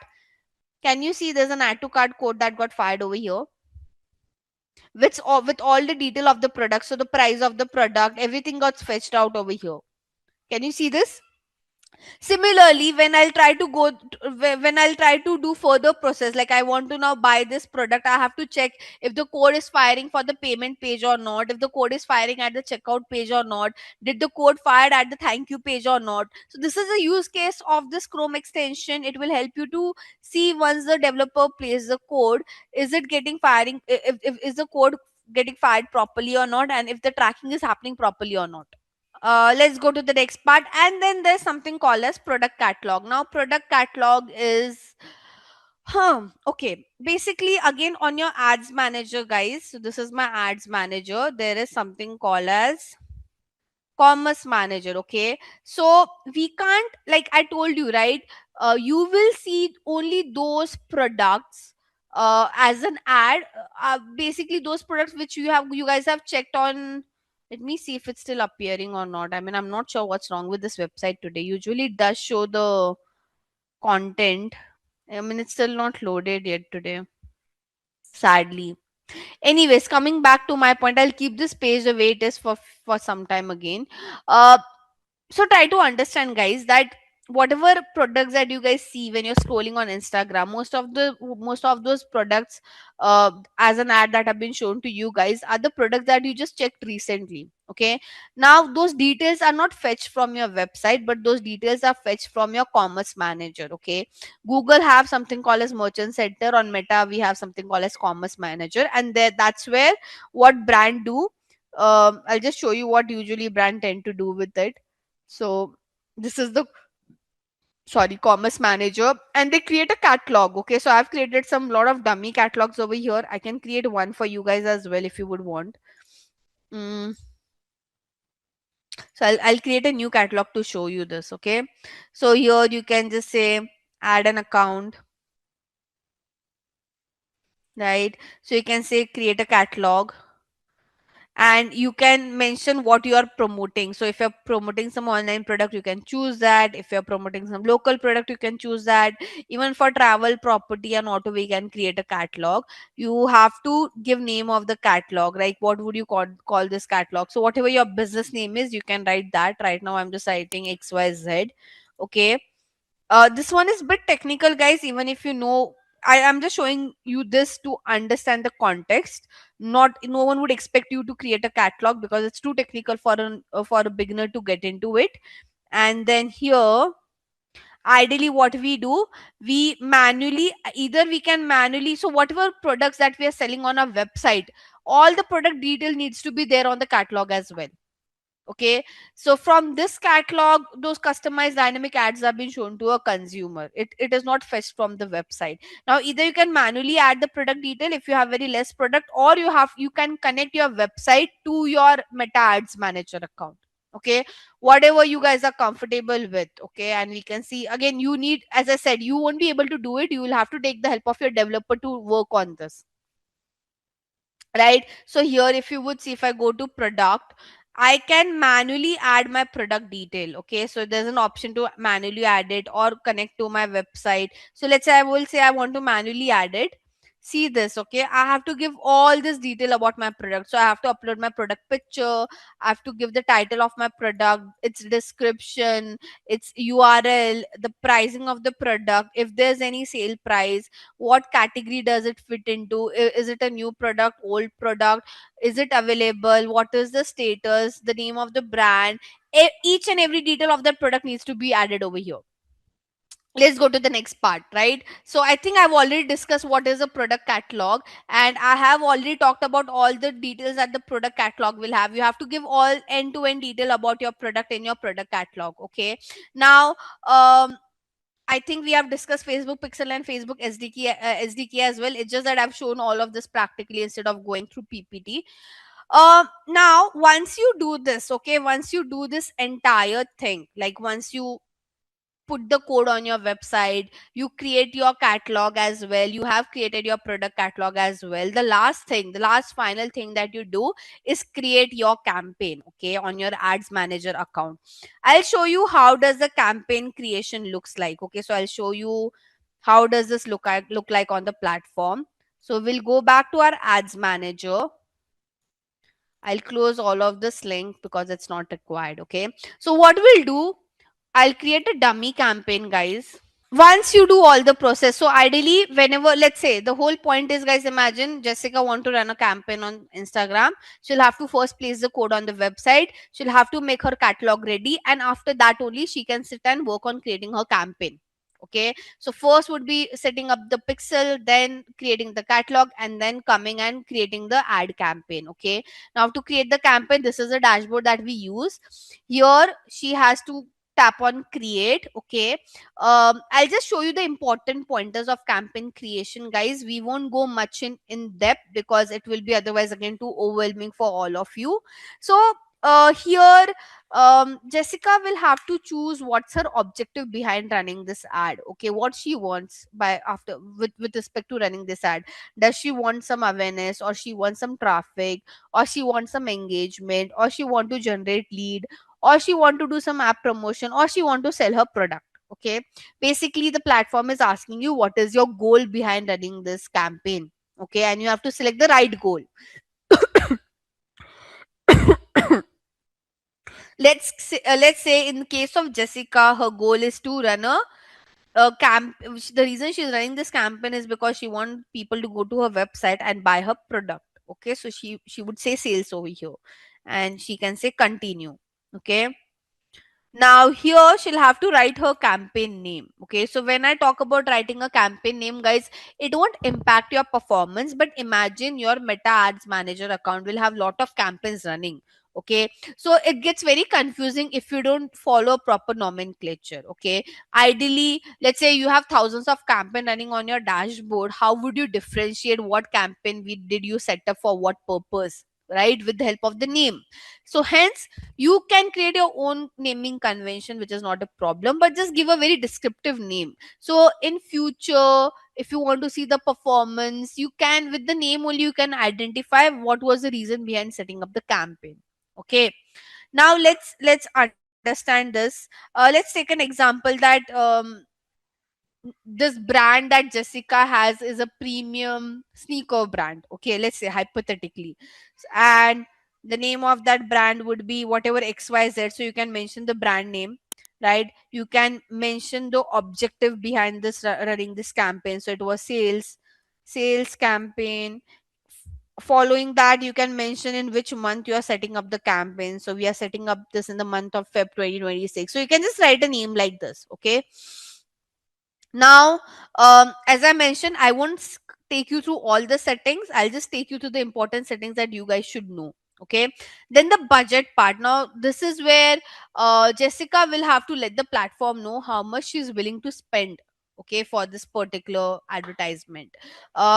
She can, like, if she wants, she can put a daily budget, she can put a lifetime budget as well. Lifetime budget is like if she's running this particular advertisement for a longer duration, so in total how much she would want to spend. Daily budget is like on daily basis how much she would want to spend. So let's say she just want to spend 100 bucks, she can put that as well. Okay, then we have something called as bidding strategy. For bidding strategy, I would discuss later. We anyways have a, after this we will be discussing bidding strategy, so right now I won't talk about it. Okay, now this one is very important, special ad category. So guys, if your brand falls into any of this category, you have to let the platform know about it. So if Jessica is promoting any finance related product or service, or she's promoting anything related to employment, or anything related to housing, or anything related to election, she has to disclose this to Meta. Okay, can anybody guess why? Like, why just for this four category Meta is asking you to disclose this to them? Because here you can't see any other category, right? There are only four category that's mentioned, which is part of special ad category. So anyone who would want to guess that, like, why these four categories are called as special ad category, right? So just for this four category, Meta will put some restrictions on the targeting, that okay, you can't target this age group, you can't target this audience, because again they are the one who might get influenced by your ad. Okay, and they are not the right audience. So if you are promoting any of this category, please mention it. Okay, can you see requirement differs by country, because country to country with respect to politics and all, there are a lot of restrictions. So it's better to disclose it over here itself. Okay, then once you put all the details at the campaign level, you have to move to the ad set level. Now here in the ad set level, guys, we will choose whom we want to show our ad and where we want to show our ad. Okay, so starting with your destination. Okay, here you have to choose that once the user sees your ad and when they click on it, where you want to take them to. Okay, so ideally, I mean, you can now, as I told you, it's not necessary you have to take the user to the website. You can take them to app as well, you can take them to your messenger as well, you can give them a call number as well. Okay, obviously, but the most popular one is website. Okay, so conversion location is once they click on your ad, where would you take them to? Okay, performance goal is what do you want to achieve by running this ad, as I mentioned. So do you want as many conversion as possible, or do you want a lot of landing page view, or do you want link click, or do you want reach, or do you want impression? I think I've discussed all these metrics yesterday, so you would know meaning of each one of them. Now for us, we clearly, the reason Jessica started creating this campaign was she want to sell as many product as possible, right? So her conversion goal should be maximize number of conversion, right? She doesn't matter what is a landing page view, link click, reach, impression, doesn't create any impact, right? Her main focus is conversion, so she should select this, right? So you have to, these two options are very important. I'll again talk about this later, attribution model and all. We have a separate topic for that, I won't discuss this here. You can put your start and end date, when you want to start your campaign, when you want to end your campaign. Let's say you want to stop this campaign on 20th, put an end date, okay? Why is this important? Trust me, there have been times when we get so busy with our work. Let's say I had a sale running up, okay, and my sale would end tomorrow, okay, but I'm so packed up with work, I might end up forgetting pausing this campaign, and my sale, everyone would see, still keep on seeing my ad which says 50% off, 50% off.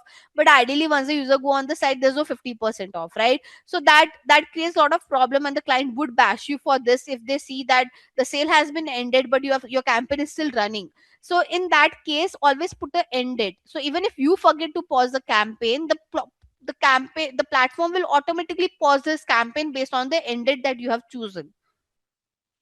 Clear? So you have to put the end date. If you are not sure about the end date, then don't put one, okay? If you think this is a campaign that will keep on running and running and running, then don't put an end date to it, not mandatory, okay? Now this is the most important part, which is your audience, whom you want to show your ad, okay? And by the way, here you see your audience size. So what is the, like, based on the targeting that you will create, it will show you the audience size, like how many people your ad can be reached out to, okay? This is not that I'll be able to reach out to so many people, okay? Because to reach out to so many people, I have to spend that kind of amount as well, okay? Now, with respect to the audience targeting, guys, let me just give you an idea. On Meta, you have three kind of audience targeting: saved audience, lookalike audience, and remarketing audience. Okay.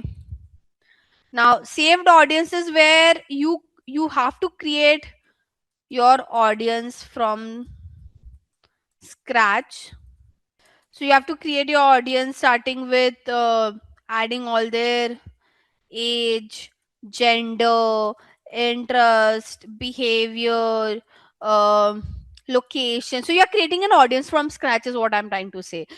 We also call them as a prospecting audience. People who might know about the category and all, but probably they wouldn't know about your brand. Okay. Remarketing audience, I've already talked about it. Show ads to those audience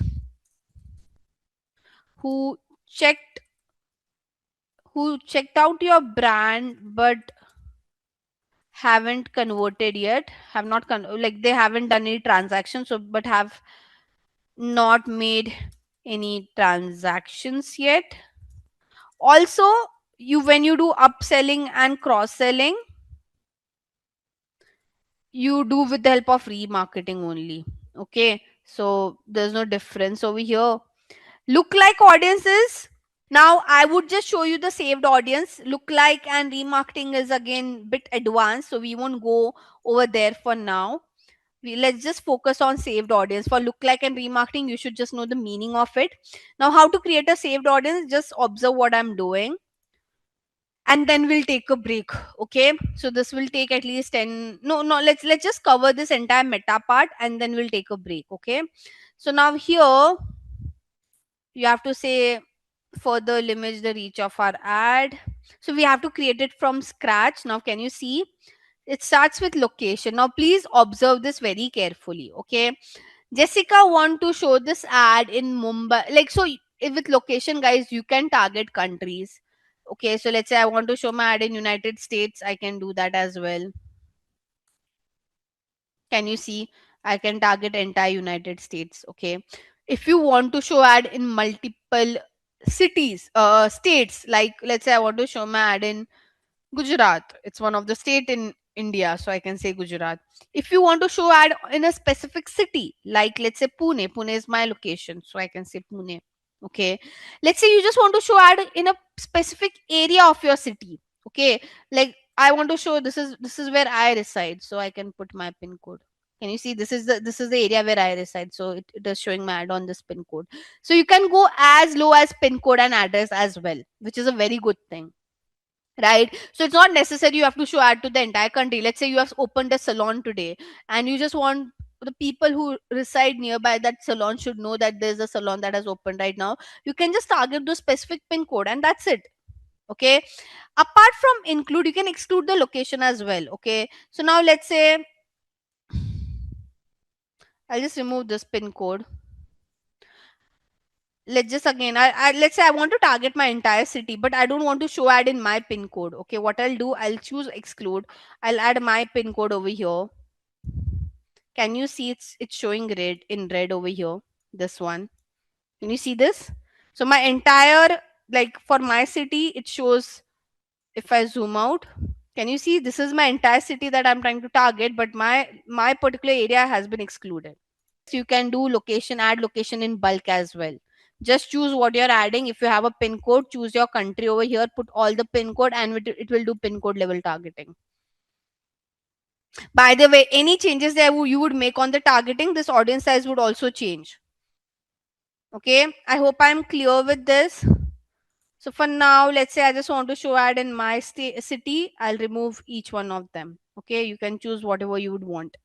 Now age targeting, as I mentioned, you can choose what age. See, now if you would have chosen, guys, if you would have chosen any of the special ad category, it would have restricted you with the age targeting. It probably would have not allowed you to target below 18, right? So because we don't fall under special ad category, we have freedom to target whichever age group we would want to. Okay, so you can choose the age group. Obviously, guys, see, all this targeting that we do, we are not the only one who decides it. We have to do the targeting, we have to show it to our client. The client will have their own perspective and we have to follow what they are also saying. So you and the client should be on the same page when you're doing your targeting. I hope I'm clear. So that's how you can select your age, you can select the gender. Uh, and now, ideally, just choosing location, age, and gender is not enough. Hence, Meta has also given you one more section of detailed targeting. Okay, so here you can add more demographic, interest, and behavior characteristics. Okay, so now we'll do the last part of the targeting, because as I said, just targeting age, gender, all of this is not enough. Okay, so now with targeting, guys, there are few thumb rules. You should first begin with your interest targeting. So obviously, whenever we do targeting, the first thing, like, how should I say, the basic thing that we would want is that people should be interested in your product, okay, or your services. So you can go into this interest section and you can find out whatever you are selling as an interest over here. Okay, if you don't want to do this way, you can directly search as well. Okay, so for example, for in case of us, like we are selling sneakers, right? So I'll search for sneakers over here and I have to choose.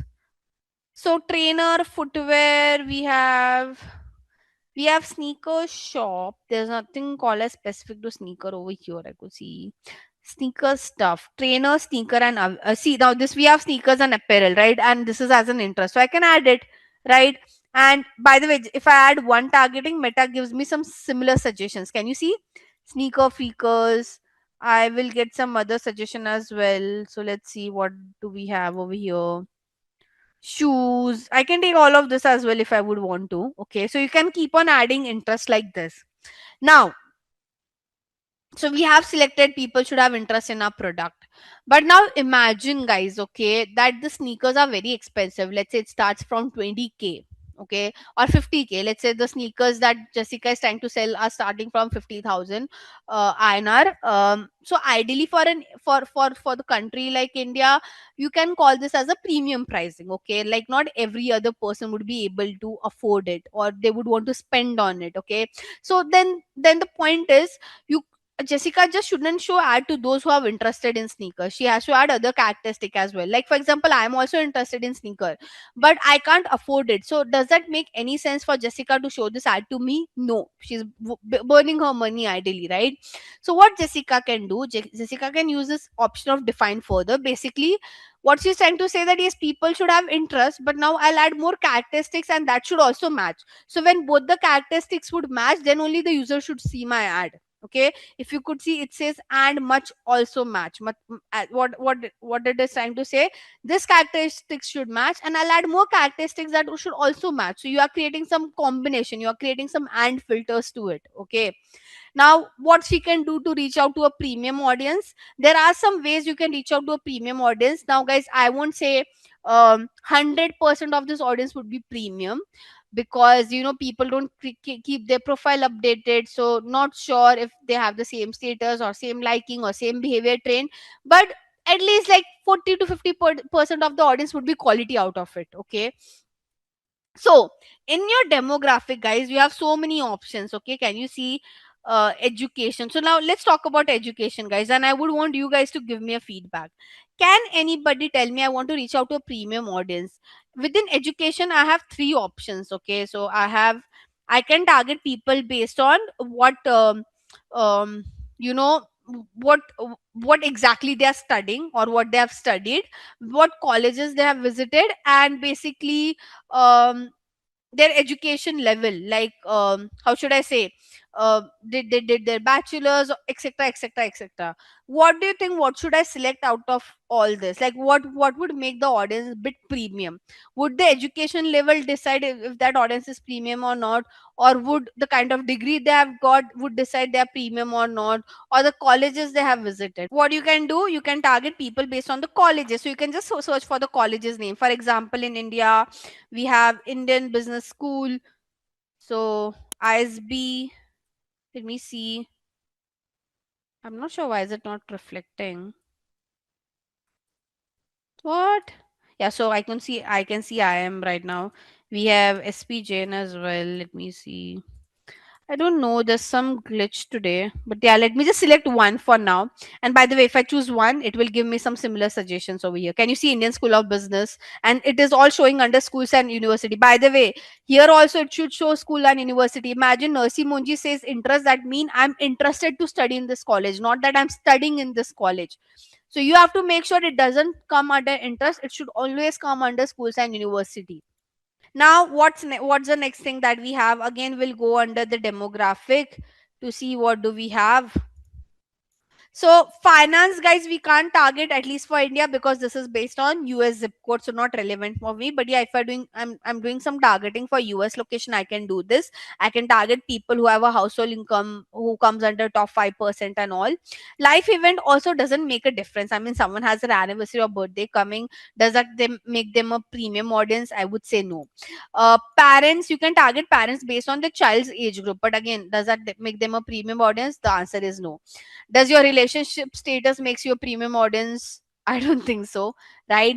Then you have work. So now you guys tell me, in work what should I choose? So there are three options in work. You can target people based on which company they are working with, you can target people based on which industry they are working with, and you can target based on their job title. What do you think, out of this three, which one will get you a quality premium audience, guys? Employer is basically where do they work, industry is basically in which industry they are working, and job title is like what is their designation. Can target, as I mentioned, employers instead of job title. So here you can search with, let's say I want to target, I mean, I'm not sure why KPMG is not JP Morgan, people are working at JP Morgan. Now again, I'll get similar suggestions over here. So can you see, I can see KPMG, I can see huh, Accenture. I won't select Accenture ideally, but yeah, you can take other big firms, like you can take Oracle, you can take Ernst and Young, you can take IBM, you can take, I don't know, HCL Tech, you can take Morgan Stanley, you can take Cisco. Make sense, guys? Okay. Now that's all you have under demographic. Apart from demographic, you have behavior as well. Now in also here there are some targetings which can make you reach out to a better audience. So let's say in class consumer classification, guys, we have, by the way, mobile device user, we, you know, it used to work before the iOS 14 update, but after iOS 14 update it is very difficult to precisely show ad to those audience who are using iOS device and not Android. So before COVID, it was a great targeting. Now it isn't. Okay, but you still have other options like consumer classification. Like in India, I can show ad to people who prefer high value good, who have high taste. I mean, who have expensive taste. Now again, it they have been categorized based on how they have reacted to different content on the platform or the kind of pages they follow and all. You can also target people based on purchase behavior. As I said, engage shopper. Now these are the people who frequently tap on shop now buttons and all. Okay, you can also target people who travel international frequently, right? Instead of just targeting people who travel frequently, you can just be more specific by targeting people who travel international frequently. So yeah, I mean, that's how you can create your saved audience. Like you can create a different permutation combination for it.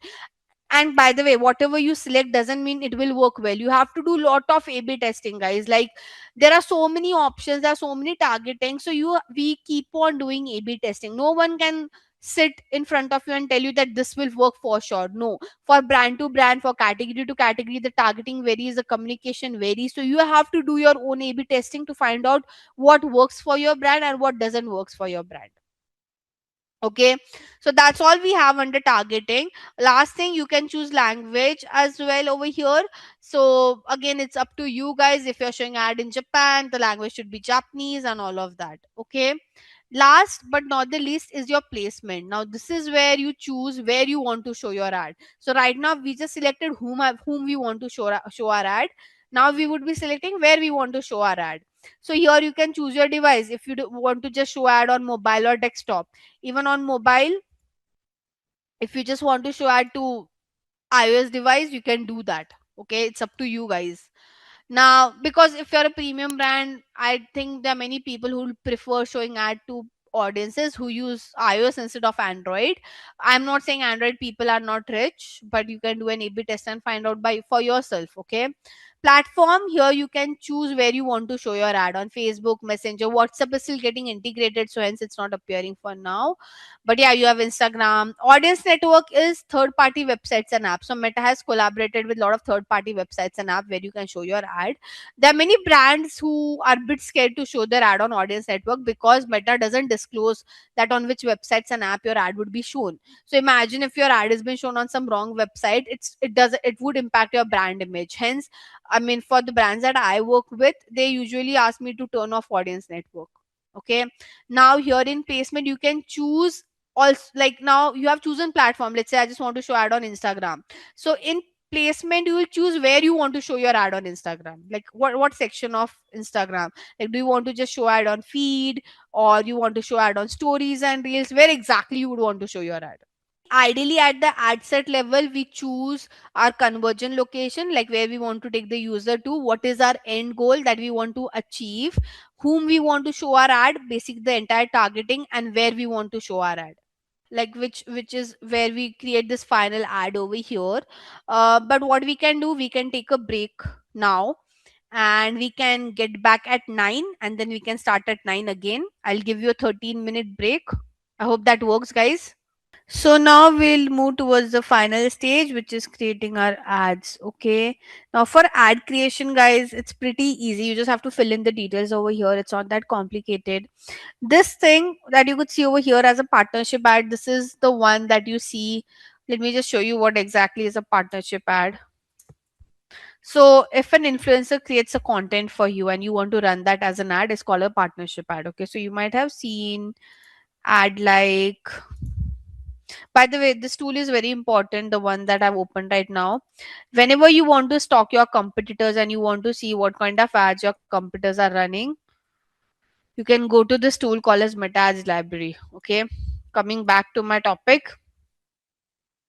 So here you can stalk what your competitors, what kind of ads your competitors are running. And I want to show you how does the partnership ad look like. So allow me a second. I'll have to scroll a lot to find one. Not sure why this is not reflecting it. Okay, let me try another brand. Mm-hmm, mm-hmm.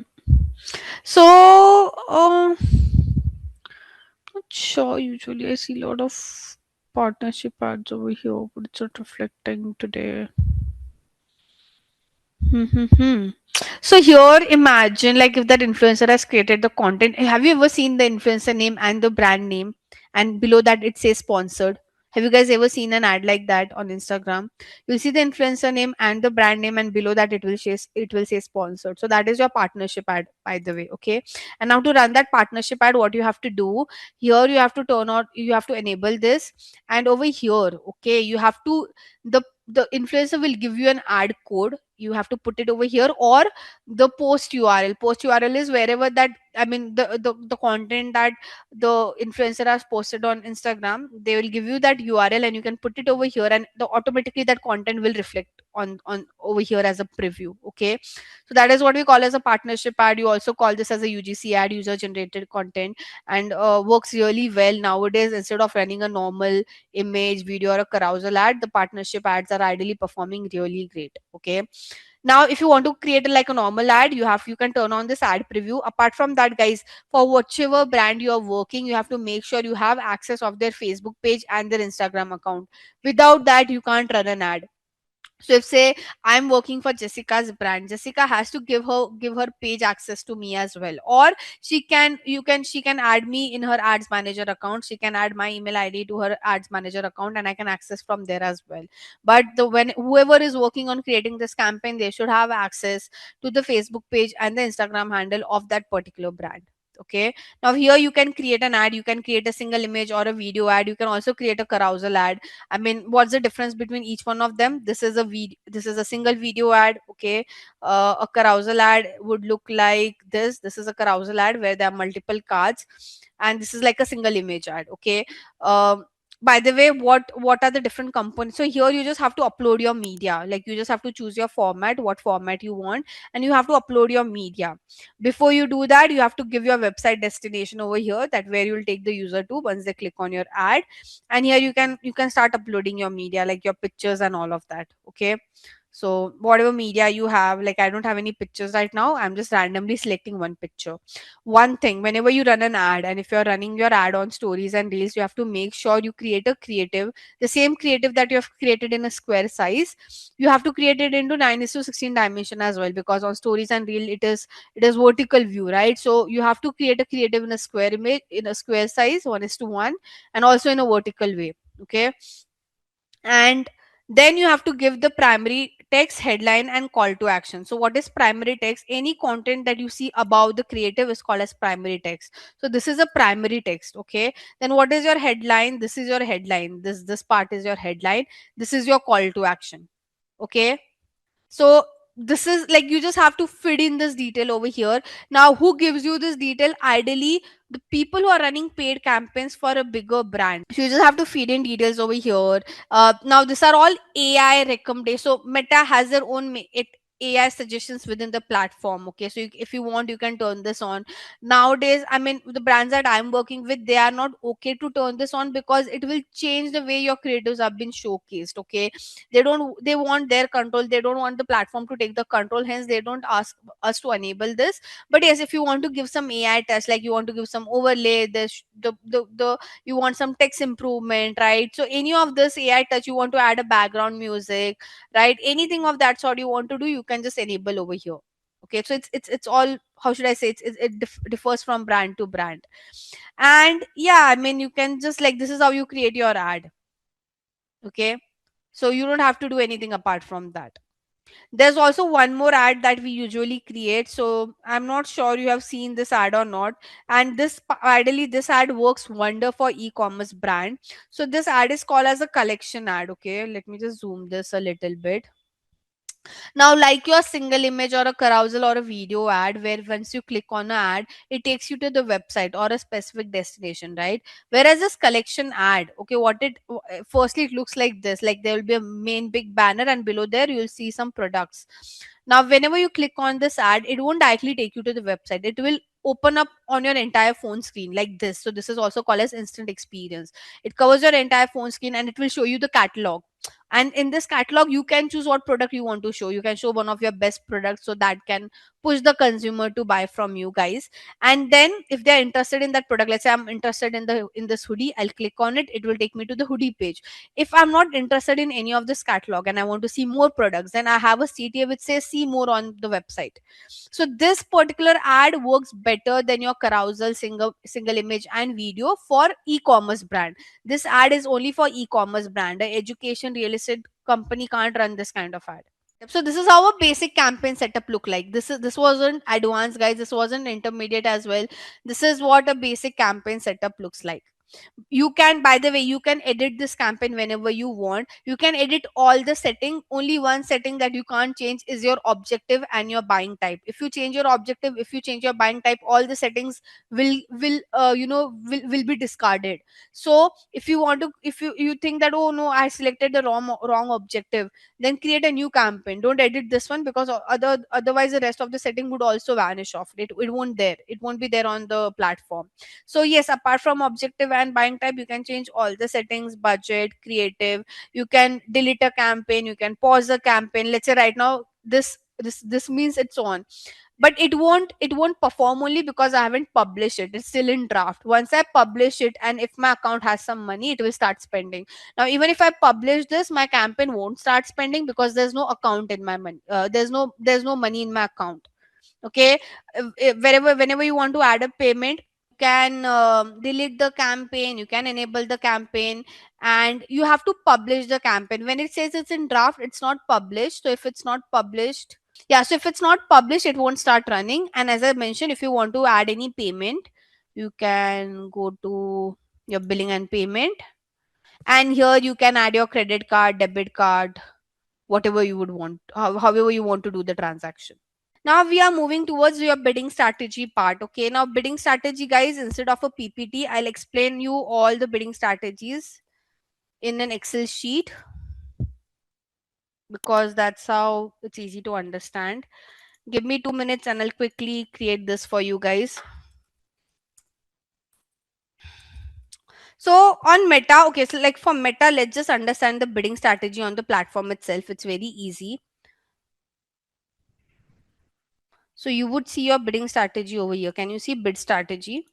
Right. So now guys, you have total here you could see 4 bidding strategy, but ideally you have around 5 bidding strategies on Meta. Okay, you could just see 4 over here because it's a dummy account. In a proper professional account, you will see 5 bidding strategies. Okay, basically, what is bidding strategy? Bidding strategy is where you tell the platform how to spend your money.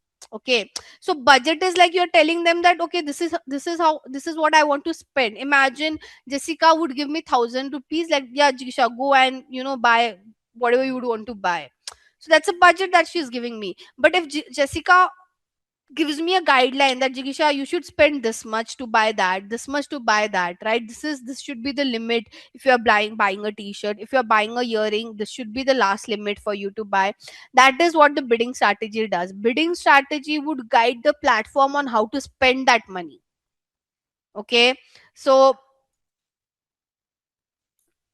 on Meta, so this is for Meta.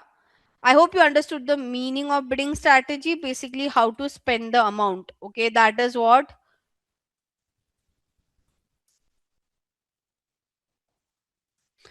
the bidding strategy does. Now, what are the bidding strategies that we have? Highest volume.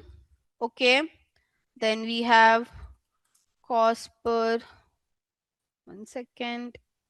So we have cost per result goal. We also call this as cost cap. Then we have highest value, we have target ROAS, we have bid cap. Okay, so this is a bidding strategy.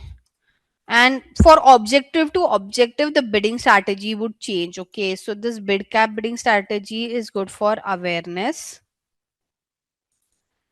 These two bidding strategies are good for traffic, engagement, and leads and app install. Don't worry, I'll expand this. And these two bidding strategies are good for sales, or we can also call this for e-commerce. Okay, so objective bidding strategies. Okay, now we will also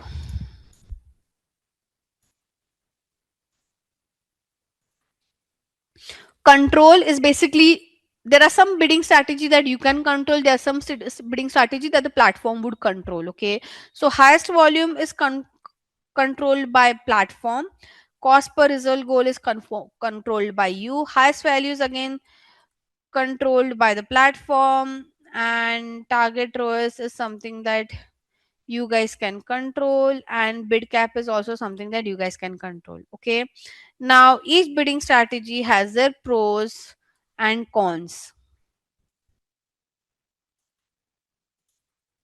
Okay, let's understand each one of them, guys, and please listen to me very carefully because it can get bit complicated. Okay, so we have bidding strategies. The meaning of bidding strategies is basically guideline on how to spend the amount. Okay, basically you're guiding on how to spend the amount. Okay, this bidding strategies that I've mentioned is only for Meta. For other platform the bidding strategies are different. Okay, so platform to platform the bidding strategies varies. We are just discussing about Meta. Okay, guys, are you there with me? Because it will take at least 20 minutes for me to explain this in detail and I won't take any break in between. So, are you guys there with me? And I hope you guys will, I mean, please pay proper attention for this particular part. Okay. Okay. So, let's start with this one. Okay, traffic engagement. So if you have chosen objective like traffic engagement, lead, app install, you can choose any of this two bidding strategy, highest volume or cost per result goal, which we also call as cost cap. Now what's the difference between both? Okay, so there are two scenarios, and based on those two scenario you can choose. Based on the scenario you should decide which one to choose, highest volume or cost per result goal. Okay, let's take an example of okay, I'll give an example. Okay, let's just talk about Simplilearn right now. Okay, so Simplilearn want people to share their details to students who are interested in this particular program. Simplilearn want that after seeing the ad, people should go to the website and give their details, okay, on the platform, so the sales team can call them, basically for lead generation. Okay, now imagine I'm working for Simplilearn. I'm the one who's handling their meta ads. Okay. Now Simplilearn would tell me, Jigisha, we have a daily spend. We can give you a daily budget of 10,000. And in this 10,000, okay, I'll mention per day as well. We have taken this as a hypothetical number. Okay. So in this 10,000, get us as many leads as possible. Clear? The brief is clear. They are giving me 10,000 per day and they've asked me, Jigisha, we want as many leads as possible within this budget. In that scenario, I will choose my bidding strategy to be highest volume. Okay, where what the platform would do, I'll give this budget to the platform and I'll choose my bidding strategy as highest volume. So what platform would do, platform will try to get me as many leads as possible. Okay, but now there's a second scenario. Now this time my brief says that, Jigisha, we have 10,000 per day budget. We want leads as well. But for each lead, we don't want to pay more than 500 rupees. So yes, we want leads, but I don't want to spend more than 500 to capture like one lead data. Okay, we the max we are willing to spend to get one lead detail is like somewhere around 500, not more than that. Okay, they now how a brand comes across this cap, they do a lot of back calculation, they do a lot of ROI calculation for it. I won't go into it, but I'm just giving a hypothetical example that my client would say that, Jigisha, we want leads but we don't want to spend more than 500 rupee per lead. That's when I will choose the second bidding strategy. I hope this makes sense to you guys. So now how does this work? Here I've chosen highest volume, so I don't have to do anything. I would give my daily budget over here as 10,000, right? Sorry, I've made it 1 lakh. Okay, but now as I said, in the second scenario, my client want me to put a cap of 500 for per lead. So what I'll do, I'll choose cost per result goal over here. And now, okay, very important thing, I have to go to the ad set level, and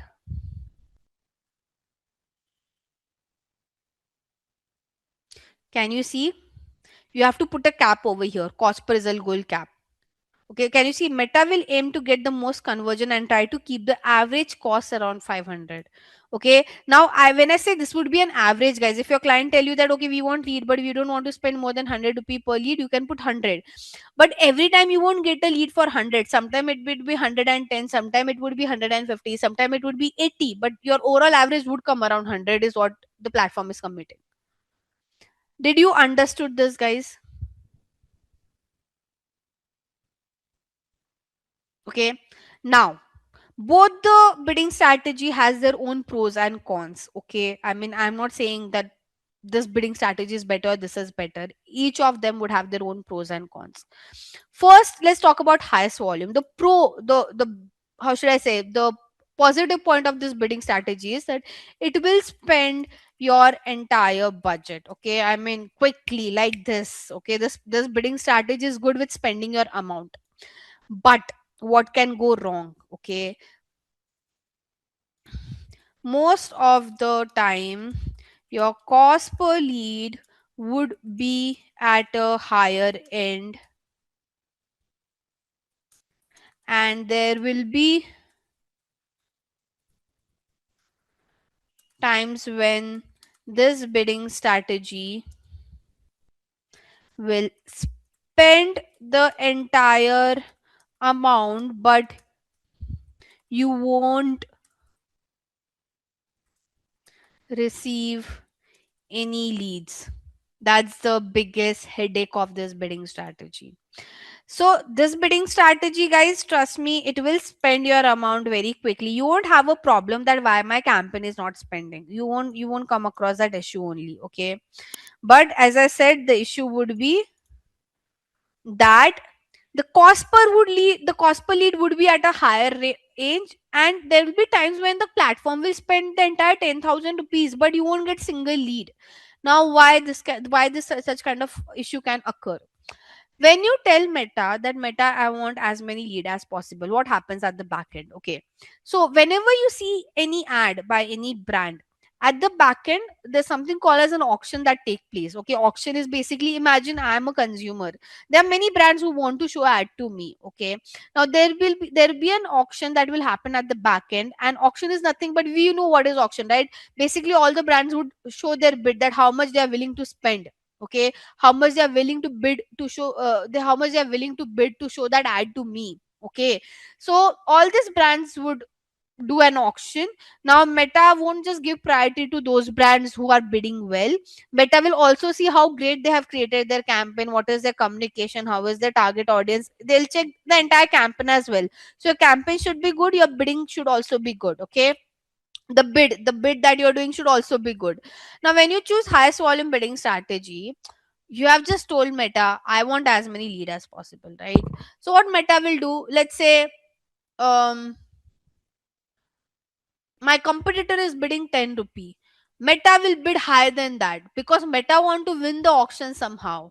So what will happen, there will be times when the competitor would be bidding very high, Meta will bid much more higher than them, and it will give you that lead. But the problem would be the cost per lead might go at a very at a higher range. I hope you are able to understand. So because Meta want to win the auction somehow, right? Because you have said my bidding strategy is highest volume. I want as many lead as possible. I don't give a damn about what is my cost per lead. So probably Meta will spend your entire 10,000 rupees and it will just give you one lead because that time the auction was so expensive. Auctions keeps on changing, guys, like every hour, every minute, every second there's an auction that happens on the platform whenever user sees the ad. Okay, and every time the competitors would bid different. Just when you choose highest volume bidding strategy, the platform will bid higher than all of them and they'll give you the lead. The problem is the cost per lead, and if your cost per lead is not maintained, you won't get that ROI. So the cap that your client would give you and the cap that you decide, you have to do a lot of back calculation, because at the end of the day, when you're running campaign, you want some profitability, right? Why would you just run your campaign blindly? You get such, and by the way, most of the time your client will give you a cap. Okay, no client is that chill that, oh, you spend my money, I'm okay with cost per lead. No, if they give you that free will, and if they allow the platform to do such kind of thing, you can't run a profitable campaign. Okay, so most of the time your client will give you this bidding strategy. They'll give you a cap, and that time you'll have to use this particular bidding strategy. So the good point of this bidding strategy is it will spend your amount only when they can get result as per the target set on the platform. Okay, so now you have told that I want lead, but I don't want to pay more than 500 rupee per lead. Let's say there's an auction going on and someone has bid for 600. Like Meta is seeing that, okay, people are bidding very high. Meta will won't participate in the auction because they know you can't win the auction because others are bidding very high for it. Okay, so Meta won't participate in the auction and your money also won't get wasted. That's a good thing. But now the negative point would be that if you are giving unrealistic targets, okay, if you give a very unrealistic target, let's say if you tell Meta I want lead but I can pay only 10 rupee per lead, that is unrealistic target, right? Even the target that you give to the platform should be as per your industry benchmark. Okay, so if you give an unrealistic target, I mean, your campaign would never spend.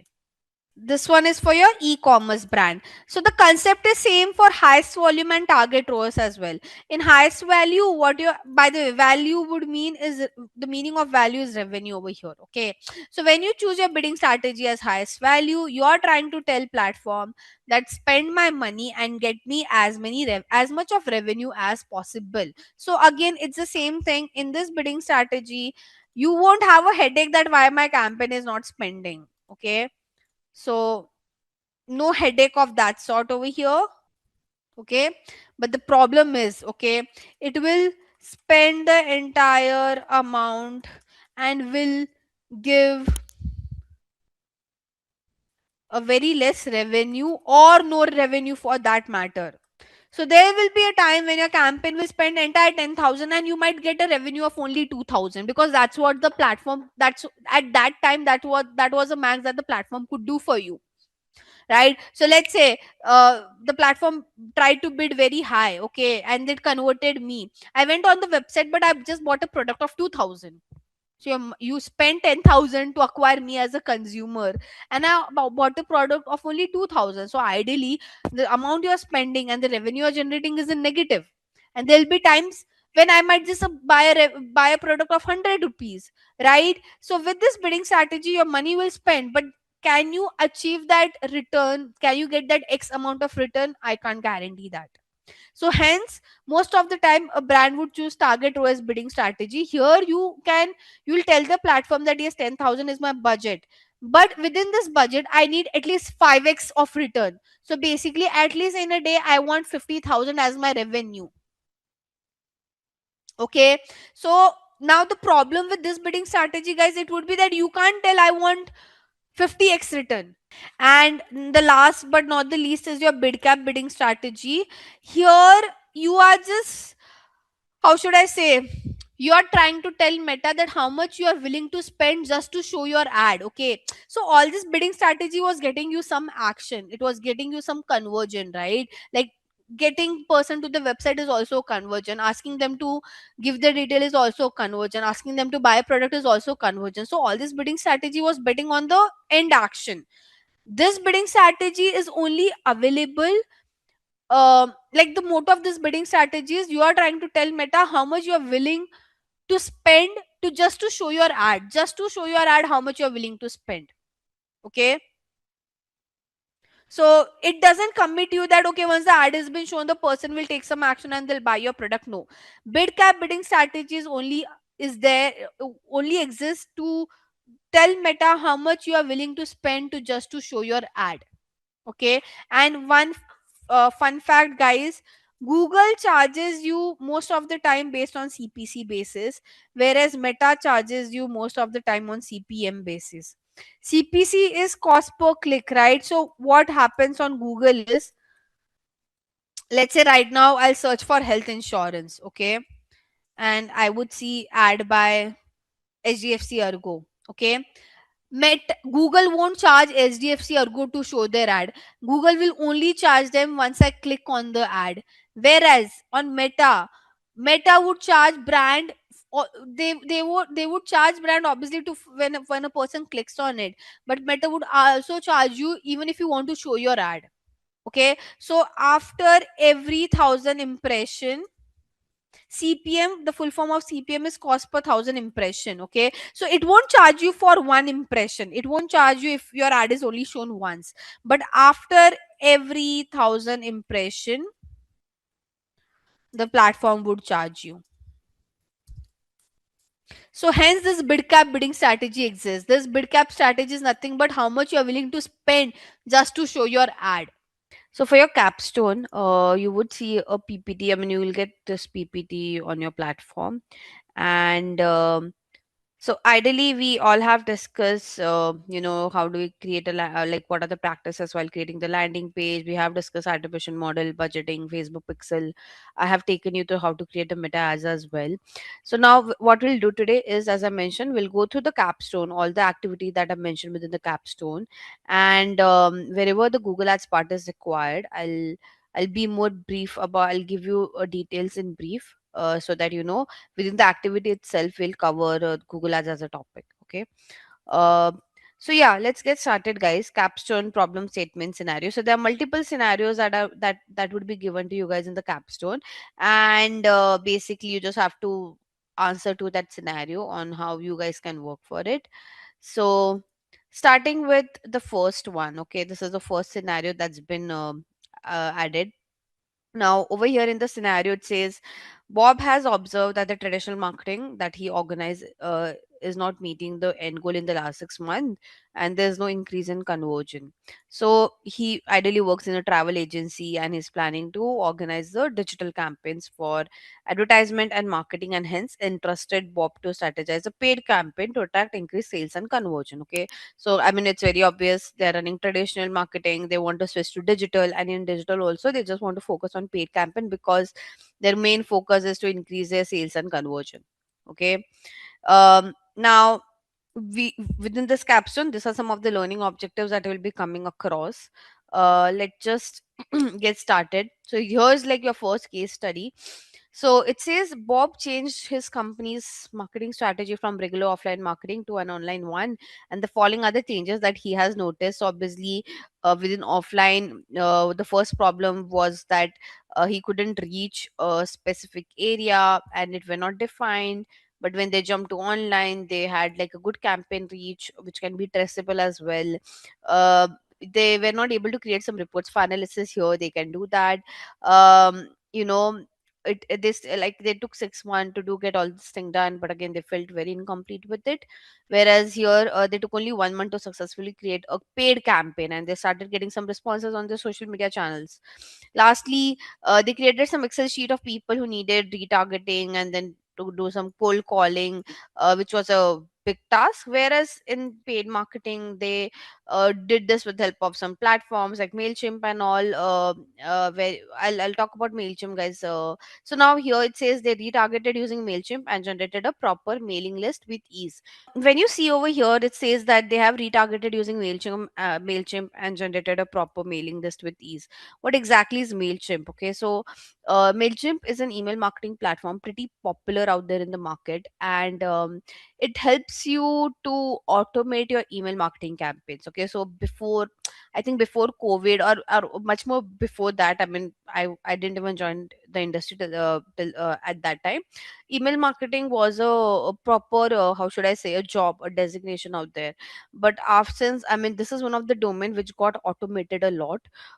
When I say automated, I mean, the tools like Mailchimp came into picture, where you just have to give your audience details. Okay, and you can automate your email marketing campaign. When I say automate, let's say right now there are 10 people on the call, I'll send a welcome email to each one of you over here, and now based on your response, automatically you'll get the next email. Let's say you don't open the email, then there'll be a follow-up email that will be sent across to you guys.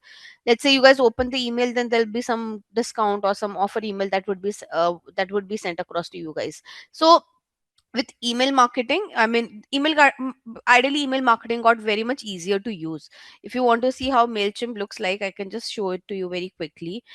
You can create a free account as well, by the way. So this is like the platform called as Mailchimp. I'll have to retrieve my data. I've been opening this after a lot. I'll have to see what are my credentials, but yeah, we can explore this. Mm,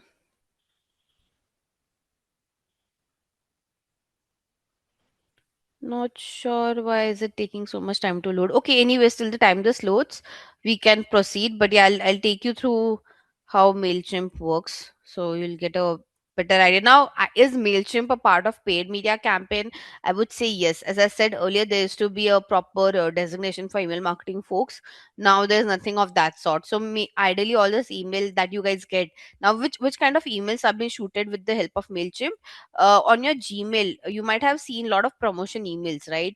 So like this emails that you get under the promotion sections are all sent by Mailchimp. These are not sent by Gmail, by the way, or any email marketing tool. So all this email that you guys get where there's such fancy pictures, banners, and all of that, they don't do this with Google. I mean, they don't do this with their Gmail. They use all this kind of email marketing tool to do that, because you can't create such kind of templates and all. You have to create, I mean, all this email marketing tool gives you all this kind of template creations and a lot of designing work and all. So it can be done with the help of email marketing tool. Secondly, in email marketing tool, you guys can schedule your emails like based on how user responds to your emails.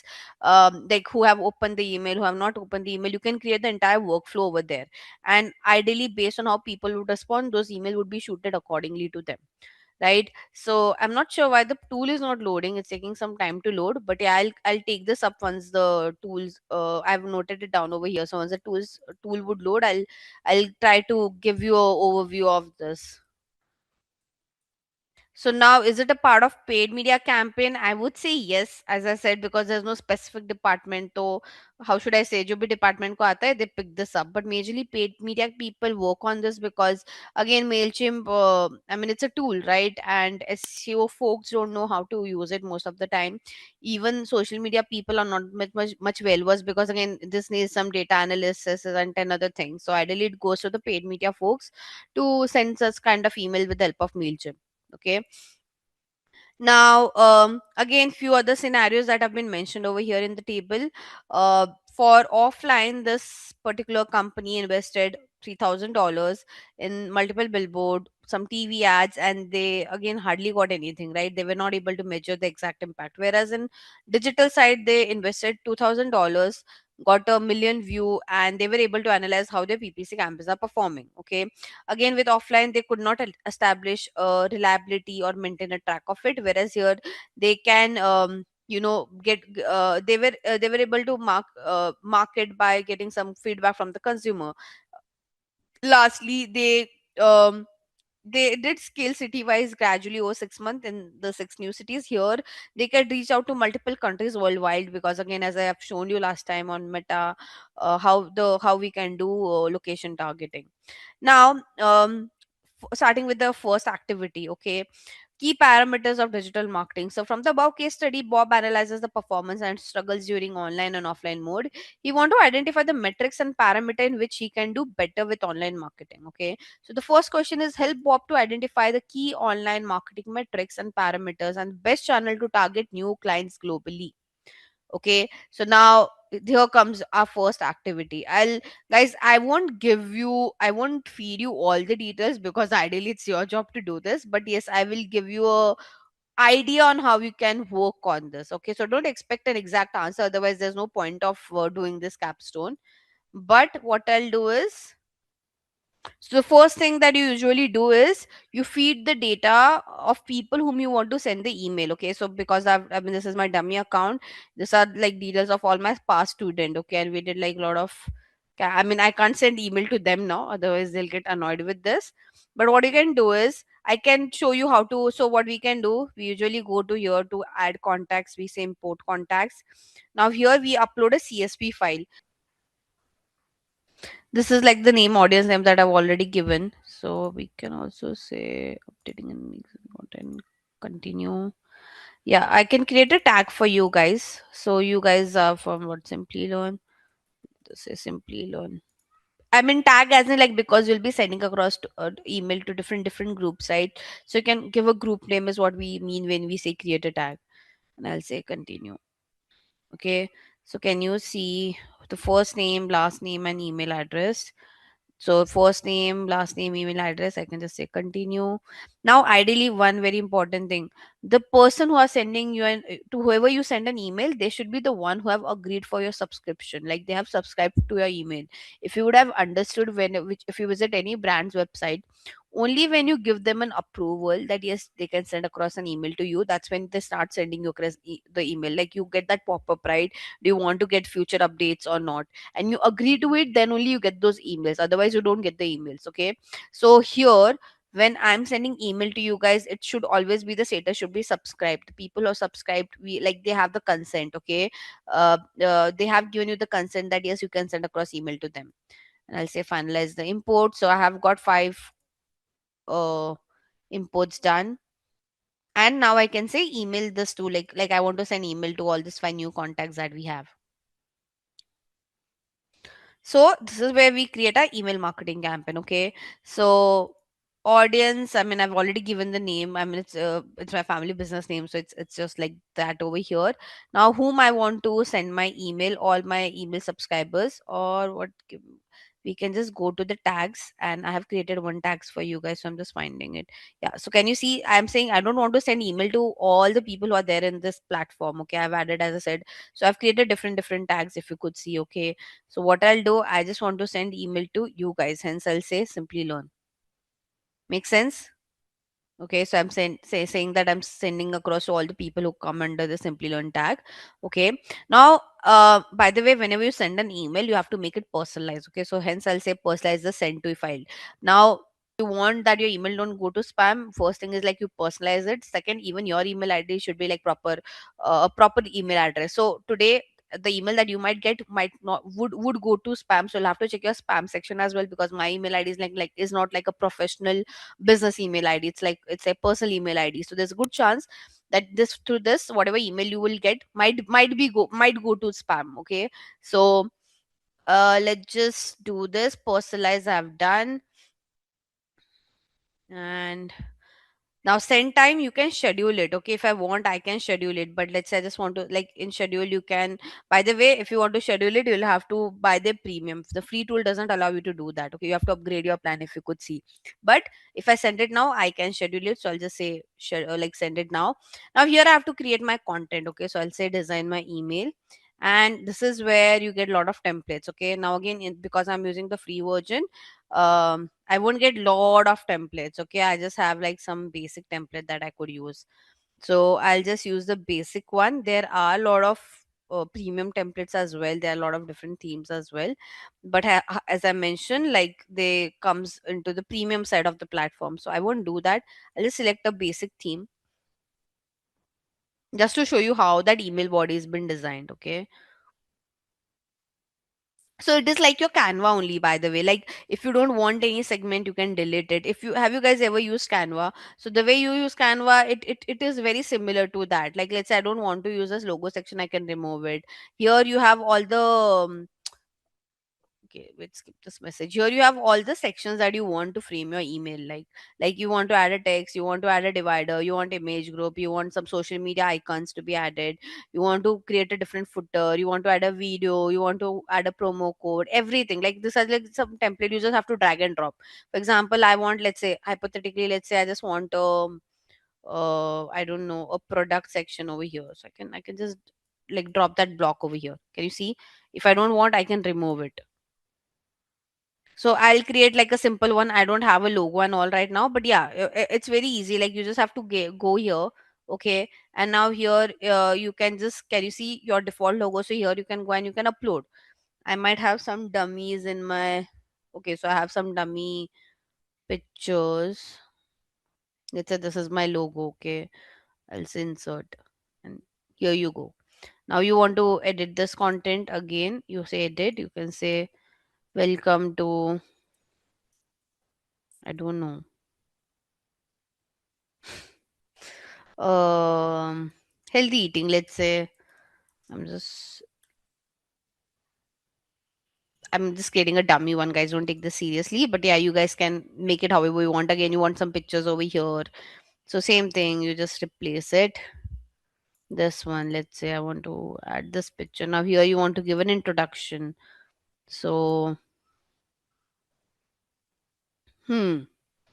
I'm not giving any, I'm not writing much things over here. I've just deleted it. Now let's say this is my CTA. Again, I want to edit the CTA. So instead of start shopping, I would say learn more. If you have some product pictures, you can add like a entire catalog over here, if you could see, right?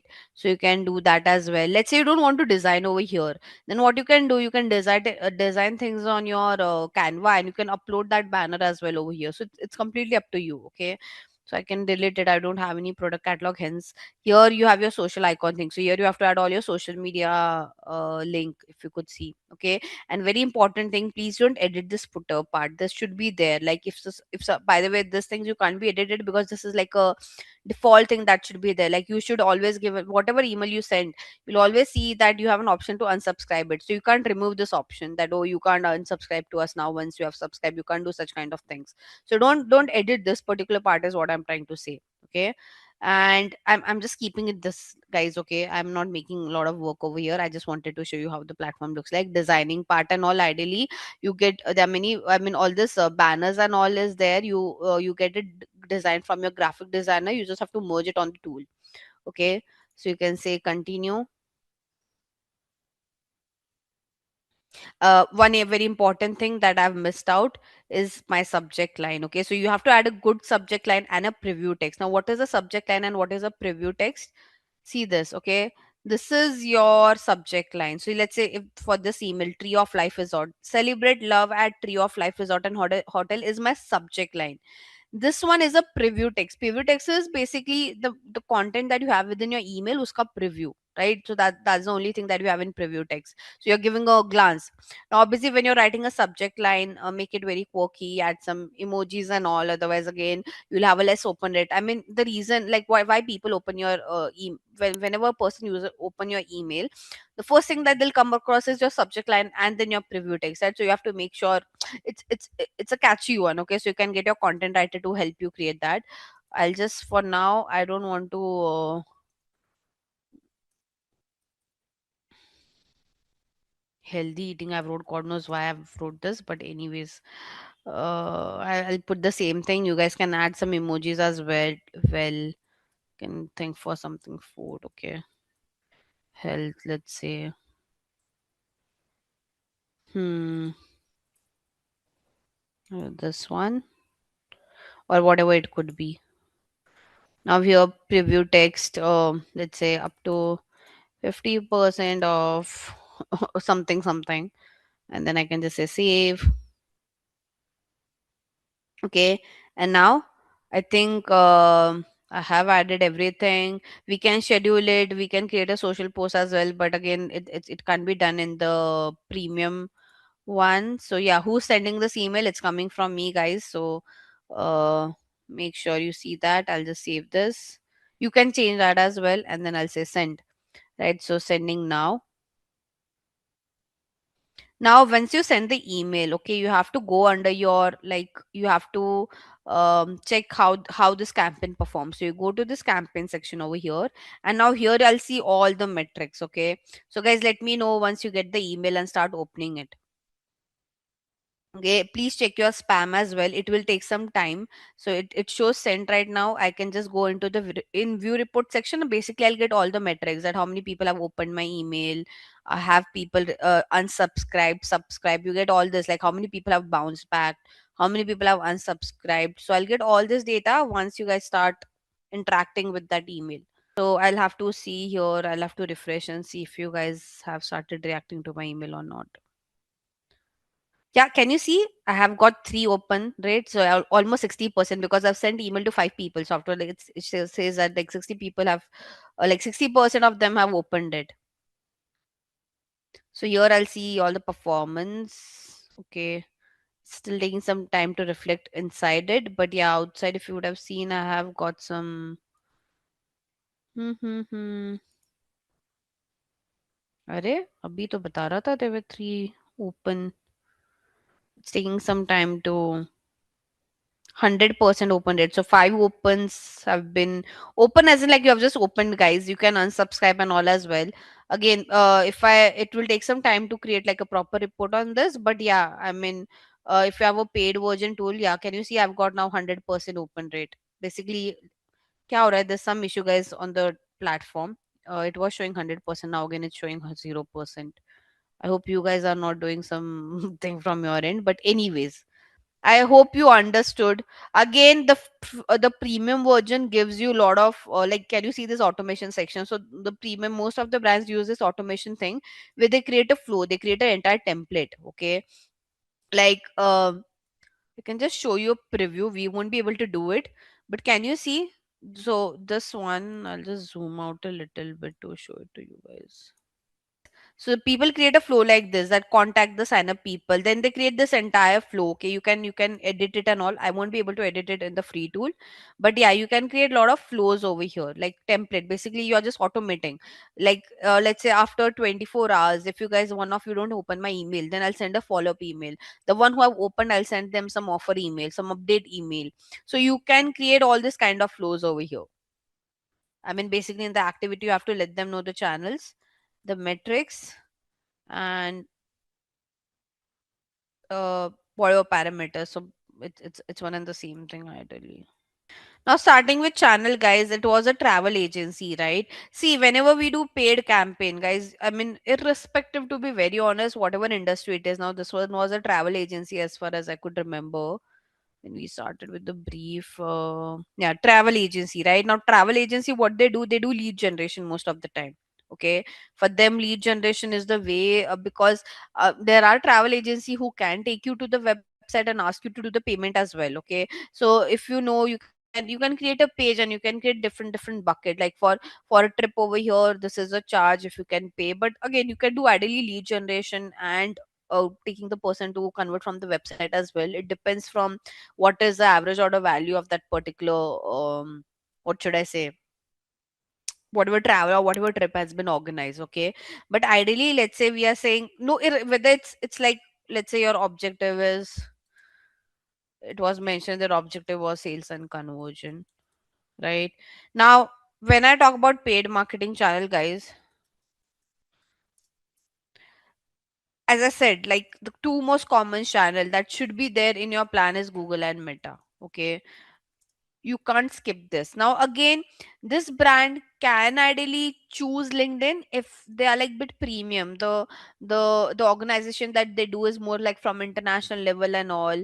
Again, they'll have to do a lot of customized marketing when they are doing it on LinkedIn. Like if let's say you're the the communication would be more with respect to, if you like take a break from your work and do this something on those lines. But we shouldn't pitch LinkedIn because we ideally don't know. Like it's a hypothetical brand, right? We don't know in and out about it.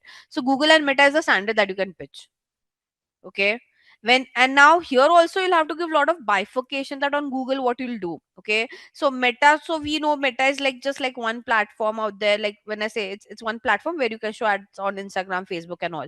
But in Google, there are a lot of bifurcation. Google is like very big. Okay. So now here in Google, you'll have to mention in Google also what kind of campaigns will be running. Okay, so I'll just mention the name over here and then I'll explain you what each one of them means and how it's been done. Now, what do I, but again, like you have to, if you want, you can mention as well what Google search would focus on. So, Google search would focus on, conversion specifically. Okay. Whereas Google display would focus on getting you some traffic and to do a lot of remarketing. Okay, Google Video. When I say Google Video is nothing but your YT ads, YouTube ads. That will help you with creating some awareness.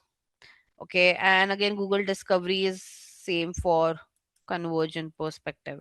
Now, what are all this? Okay, guys. So, like as I said, Google is a very big platform compared to Meta because I mean the inventory is huge on Google. Okay, so now let me just show you how Google Ads look like for the very first time. So you just have to. It's very easy to create an account on Google Ads, guys.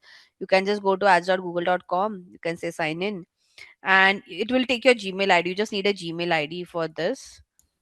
I have multiple dummy accounts, but this is how your Google Ads account looks like. Okay, this doesn't have any payment, anything of that sort. Again, whenever you're creating your account on Google Ads, please don't add any payment method. Okay, like don't add your credit card or debit card or any of that details. Okay, please never do that. I'll just dismiss this now. First thing before I jump into the platform and give you an idea. Okay, where all your ads, like what are the places where you can show your ads on Google? Okay, so the first one, the OG one is your search. Okay, my favorite is search specifically. Trust me, it's very difficult, it is very time consuming when we create a search campaign, because it's all dependent on this, the keywords. Okay, so it takes a lot of time to do this research and all. But my favorite is Google search, because as I said, this ad will only appear when a user search for it, so it has a very great conversion rate. Okay, so any brand who want to do lead generation, sales, app install, any like end goal kind of a campaign, they want like those end goal to be achieved at a very good conversion rate, I always bet on search. Okay, uh, so yeah, this is what we call as search ads. Then you have display ads. Last time I couldn't show you display ad, it wasn't loading. This time also, if it doesn't load, I'll show it to you with the help of some templates. uh so let me Hmm. This. Okay, see this. You'll understand this in a better way. Can you see this? It's a news article, and here they are showing an ad. Okay, so such kind of, you might have seen such kind of ads on third party websites and apps. So Google Display is nothing but where your ad will be shown on third party websites and apps. So good for traffic because it has like a very lesser CPC, and it's good for remarketing as well, because in remarketing you have to show the exact product that the person has seen in the past. So good for two of this objective. Okay, then the I mean, we have video ads now. Again, in video ads, guys, trust me, it's a, what should I say? Like you just know the one that you can skip. Okay, when we talk about video ads on YouTube, the most common one is the one that you guys see that you can skip. But trust me, there are total all of the six total ad formats. Okay, so on YouTube also we can run all the six kind of ads. Okay, I can give you this link for your future reference. Let me just take you through it very quickly. I can take it, I can show it to you over here. So first one is just skippable ad. Now you would have seen an ad like this, the one that you can skip in 5 seconds, right? After 5 seconds you can skip it. So trust me, my favorite one is a skippable ad, because um like this is the only ad which has a like a lowest cost per view. Okay, like whenever I've run this ad for the Indian market, I've always got a CPV, a cost per view of around 0.50 paisa to max 1 rupees. 1 rupee was also very rare for me. Okay, so the CPV is dirt cheap when we run ads on whenever we run ads to skippable. So like below every video, the view count that you see, guys, it is not just organic views. Okay, it has a lot of paid views as well, so it's a combination of both. I've worked with many brand who used to give us a dedicated budget just to increase their view count on YouTube. And the only ad that we used to run to do that was the skippable ad. Okay. So my favorite is skippable because its cost per view is like dirt cheap. Then you have okay. Then you have non-skippable instrument. Now, non-skippable instrument, the name says that you can't skip this ad. Okay, at least like for 15 seconds, you won't be able to skip it. Like it's a very longer video, and at least like for 15 seconds, you'll have to see it. Okay, now, similar to this, there's one more ad called as a bumper ad. Okay, so here in the table, let me just show you to in this way. First thing, skippable ad will appear within the video. Okay, your non-skippable and bumper also appears within the video. The only difference is this two you can't skip, this one you can skip. Now, if this two you can't skip, if you can't skip non-skippable and if you can't skip bumper, then what's the difference? The difference is the time duration. Your non-skippable ad will last for 15 seconds, your bumper ad would only last for 6 seconds. So let's say if you have a very shorter, crisp video to promote and you don't want people to skip it, use a bumper ad. If you are a longer one, you have a longer second video, okay, then you go with the non-skippable one. I have used both. It had worked as well for me. The CPV is obviously at a little bit at a higher end, but as I said, I always favor the skippable one. Then you have in-feed ad. Now, in-feed ad is something that appears on your feed when you scroll on your YouTube. Okay, like this. So this was skippable. This one, like when you're scrolling on your feed, you come across like the in-feed video ad. I have worked on it, but usually, the metrics usually go at a very higher end. So how should I say, because in-feed video ad you can skip, right? Like you're scrolling, you can skip watching that video. But your skippable, non-skippable bumper, at least you'll have to watch it for like few time, like for few seconds, right? In feed may, the only problem is that people can just, like, they don't even have to skip it, they can just avoid it. Okay. Then you have shorts. Nowadays you can show your ads on your YouTube shorts as well. And the most expensive ad is your YouTube mustard ad. Okay, this is like one of the most expensive ad.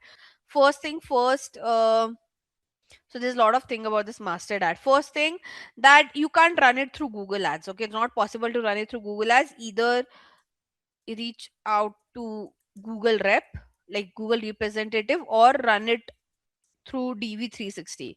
Okay, these are two ways. Second thing, there are two options you have, like run it for entire day, okay, at a fixed cost. And other one is, let's say you don't have that budget to run this ad for the entire day, you don't have that kind of money. Then the bare minimum cost that last we checked was like 10.5 or something lakhs. And the platform will commit you around 1 crore of impression. Okay, this is, I'm talking about Indian market. For other markets, honestly, didn't got chance to explore mastered ad yet. But yeah, for Indian market, when I worked, these are two options that we have. Okay, now what is this mastered ad? It is nothing but the ad that, like, right now I'm not sure on my YouTube you'll be seeing mastered ad or not. Let's see, if we are lucky we'll be able to see it. Yeah, this one, this is your mastered ad. So on desktop it looks like this. Okay, and on your phone, the first ad that you see, okay, that is your mastered ad. And like you would have seen that, okay, like whenever I open YouTube, I just see ad of this particular brand, like wo pura din wo usi brand ka ad you'll be able to see. So that is your mastered ad. Okay, as I said, if you want to run this like for one entire day, it will cost you around 1.3 to 1.2 cr for India market. And as I said, if you don't have that budget, then you can take the other section, which is like you might pay 10.5 to 10.6 lakhs, and it will commit you around 1 crore of impression. Now this mastered ad doesn't commit you any views, any conversion, anything of that sort. The only commitment that the mastered ad give is the impression. Okay, so hence it's like I mean, very expensive ad. When it comes to its impact as well, guys, I mean, wherever I have run this ad, we didn't got like a great impact, because I've run this for a mutual fund company. So it might be different for other categories. As I said, I mean, for other categories I've heard, for FMCG and all, it works really well. But I run it for a mutual fund company, and like for just for 1 month we see a lot of traffic coming on our website and all, but we can't ideally, we were not able to, I mean, we had other better options. Again, as I said, brands running an ad on mastered is more of like an option than making it mandatory. Like they just want to explore and see how it works. Obviously for FMCG brand, for startups who have a lot of money and they have like heavy spend on performance marketing, they prefer running mastered ad very frequently. Am I clear?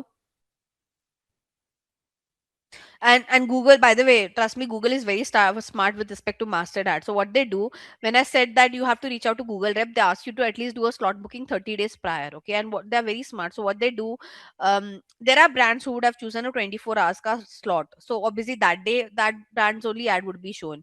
But there would be brand like us who just want to spend like 10.5 lakh. Okay, so what they do, they club brand like us for one entire day. So like let's say I've chosen 10.5 lakh. Krish has also chosen a slot of 10.5 lakh.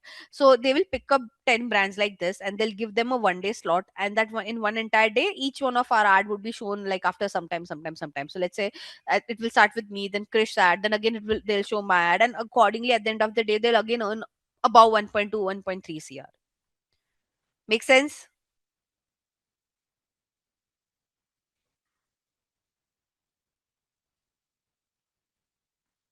So that's how it works. But yeah, my favorite on YouTube, the OG one, is a skippable one. I have a lot of love for this one, because I mean, if mastered is only committing impression, is better I spend the same amount and get a lot of views from skippable ad. So there was, I'm not sure how many of you know this. There was one controversy in between where some singers, some if you know this guy named called as Badsha, and there was a lot of controversy that this guy has bought some subscribers on YouTube and so forth. Ideally, it was not the case. The case was he had run such kind of ads to increase his views and all. Okay, so yeah, I mean that's all you have under the video ad. And what was next? Did I mention over here? Have discussed search, display, video. You have discovery ads as well. Now discovery ad is something, guys, let me just show you right now only if it appears for me. Yeah, this one, this two, can you see? So now in your Gmail as well, guys, obviously where you say sponsored, no, this is done through Google ads, and this ad is called as a discovery ad. So if you want to show your ads in Gmail like this, the way Google ads and Rohan builders is doing, this particular ad is called as discovery ad. Okay, so this discovery ads appear on your Gmail ka promotion section, and it specifically says sponsored like this. Apart from this, it also appears on your YouTube feed. So on your YouTube, if you see any ad which is in picture format and not video, so see on YouTube when you're scrolling on your feed, you will have this in-feed ad as well, right? But it will be in a video format. The in-feed video would be in a video format. If instead of this, if you see an ad in a picture format like a carousel or one picture, that is your discovery ad. So how you differentiate a YouTube ad and a discovery ad on YouTube? With the format. If it's in a video, it's an in-feed video ad. If it is in a picture like a banner format, it is your discovery ad. Last but not the least, you see this discovery ad on your Google. So if you open Google on your phone and like you see that discover section where you see a lot of news and all, there also you can see this discovery ad. So if I have to just show you, yeah. So on YouTube, if it will appear in a one picture or a carousel. This one is your discover section, like just below your Google search bar where you see news and all. There you see this, and then you have Gmail. So discovery ad also performs well. It is like your display ad only. It's just that the placement is different. Display ads appear on third-party websites and app. Discovery ads appears on Google like Google, like your Gmail, your Google below your Google search bar, and on your YouTube. So the placements are different. The format is same, which is your banner. Make sense? Guys, are you did you understood all this? Okay, and one more, as I mentioned, you have shopping ads as well, which is only for e-commerce brands. Shopping ads you would have seen before when you like, again again I like shopping ads because this ad only appear when you search for it. So right now, can you see when I search for tote bag, this brand like Mukobara, Miraggio, who are showing their ads over here in sponsored result, not popular product. I'm wherever you see the sponsored one, and the first one to appear is your sponsored only. Am I clear? So again, the travel agency can't run a sponsored ad because again you need a lot of inventory. Now again, to run this, you need not just not need Google ads, but you need one more platform called as Google Merchant Center, where basically you upload all your product information, and from there these details are been fetched. These details are not been fetched from the website, they're been fetched from the Google Merchant Center. And yeah, apart from this, guys, you can run ads on your Play Store as well, on your map section as well. Okay, so that it doesn't fall under any ad format. It falls under an objective which we call as app install and local footfall, increasing the local footfalls, like local store footfalls. So it's part of an objective, not part of an ad format, is what I would say. Yeah, this one, can you see? This is your display ad. Like I'm seeing Indeed's ad right now. Now then I'm seeing this ad bar for Dubai, ready for a surprise something. I mean, there's a lot of promotion going on for Dubai. So yeah. Are we clear now? So as I said, Google ad is very lengthy. Like as I said, like compared to Meta doesn't have all this complication. So like for Meta is very clear. You have different objectives at platform and placement. You choose what platform, what placement you want to show your ad, right? But on Google, to show your ad on all these kind of different places, you have to create a separate campaign. So and the steps and the, how should I say, the steps and all things also varies a lot. So Google ads is usually lengthier than Meta. Okay, and you can say expensive on some end as well. But I love Google ads because for the precision that it has. I mean, Meta is also good, But as I said, like Meta, I mean, the way we have search and shopping ads on Google, where the ad will only appear when someone is searching for it, you don't have that feature on Meta, right? So hence I love Google little bit more than Meta because of this thing that they have. Okay, are we clear, guys, with respect to the ad format? So just to show you here, whenever we create a campaign, right? So now if you want to, can you see this local store visit and promotion? This is the one, this is the objective that we use to show your ads, like when, like for that maps and all. Okay. And for app promotion, this is the one that we use. You would see a lot of ads running on your Play Store, right? So it's part more of with respect to your objective than your ad format. Make sense?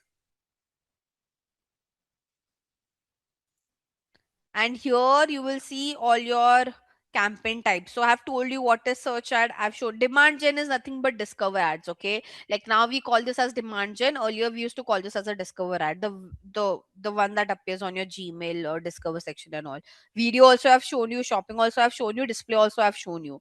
P max, performance max is like, guys, okay, now let's say you are a brand who want to show ads everywhere on Google. Like you want to show ad on search, demand gen, video, display, shopping. You are like, I want to show ad my ad on all of this, like, all of the sections. Then you can just run one campaign, which is PMAX campaign, and it will show your ad on all this placement. But now let's say you choose that, no, I just want to run ad on search and shopping, then you can't select a performance max campaign. The rule of performance max campaign is it will show your ad on all the Google property, not just one or two. So if you want, like, out of this five, you just want to show ad on all these three places: search, display, shopping. You can't tweak that on PMAX. Then you can't run a PMAX campaign. So only when the condition is that only when you want to show ad on all the five placements, then only you can run a PMAX campaign. Clear?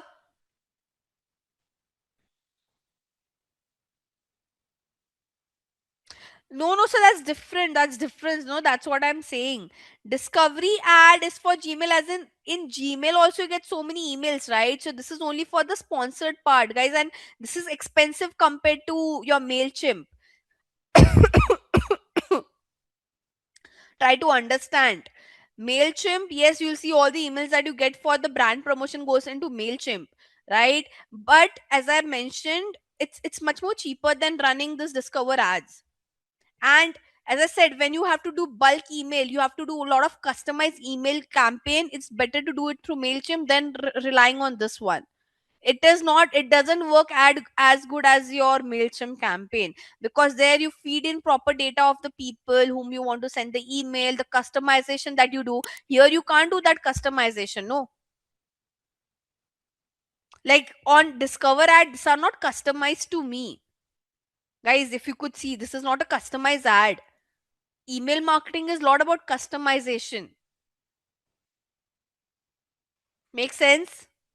Again, this one is a, like, this is one through this one is to Discover. Don't compare MailChimp and this. How do you do customization then? What Google third party app you are mentioning, Sayed? Like, can you specify? You're just saying, okay, third party apps and website, your ad will only appear on third party websites and app who have registered themselves on Google AdSense. That's it. Yeah, display is part of third party websites and app. No, so in performance max, display is also part. No, as I mentioned, PMax is when you want to show ad on all the sections. So display ad is what? Display ad is, can you see, reach potential customer across 3 million sites and app with your creative. So this 3 million sites and apps are the one who have registered themselves on Google AdSense, and who have allowed Google to show ads on their sites and apps. So if those apps are registered on Google AdSense, yes, you can show your ads over there. And if you're choosing PMAX, yes, your ad will definitely show over there. But as I mentioned, PMAX is only applicable when you want to show ads on all the Google property, not just one or two. And for, I believe, Krisha, someone who have a question, guys, with discovery ad, you can't do customization, guys. This is not possible. This demand gen campaign doesn't help you to send a customized email.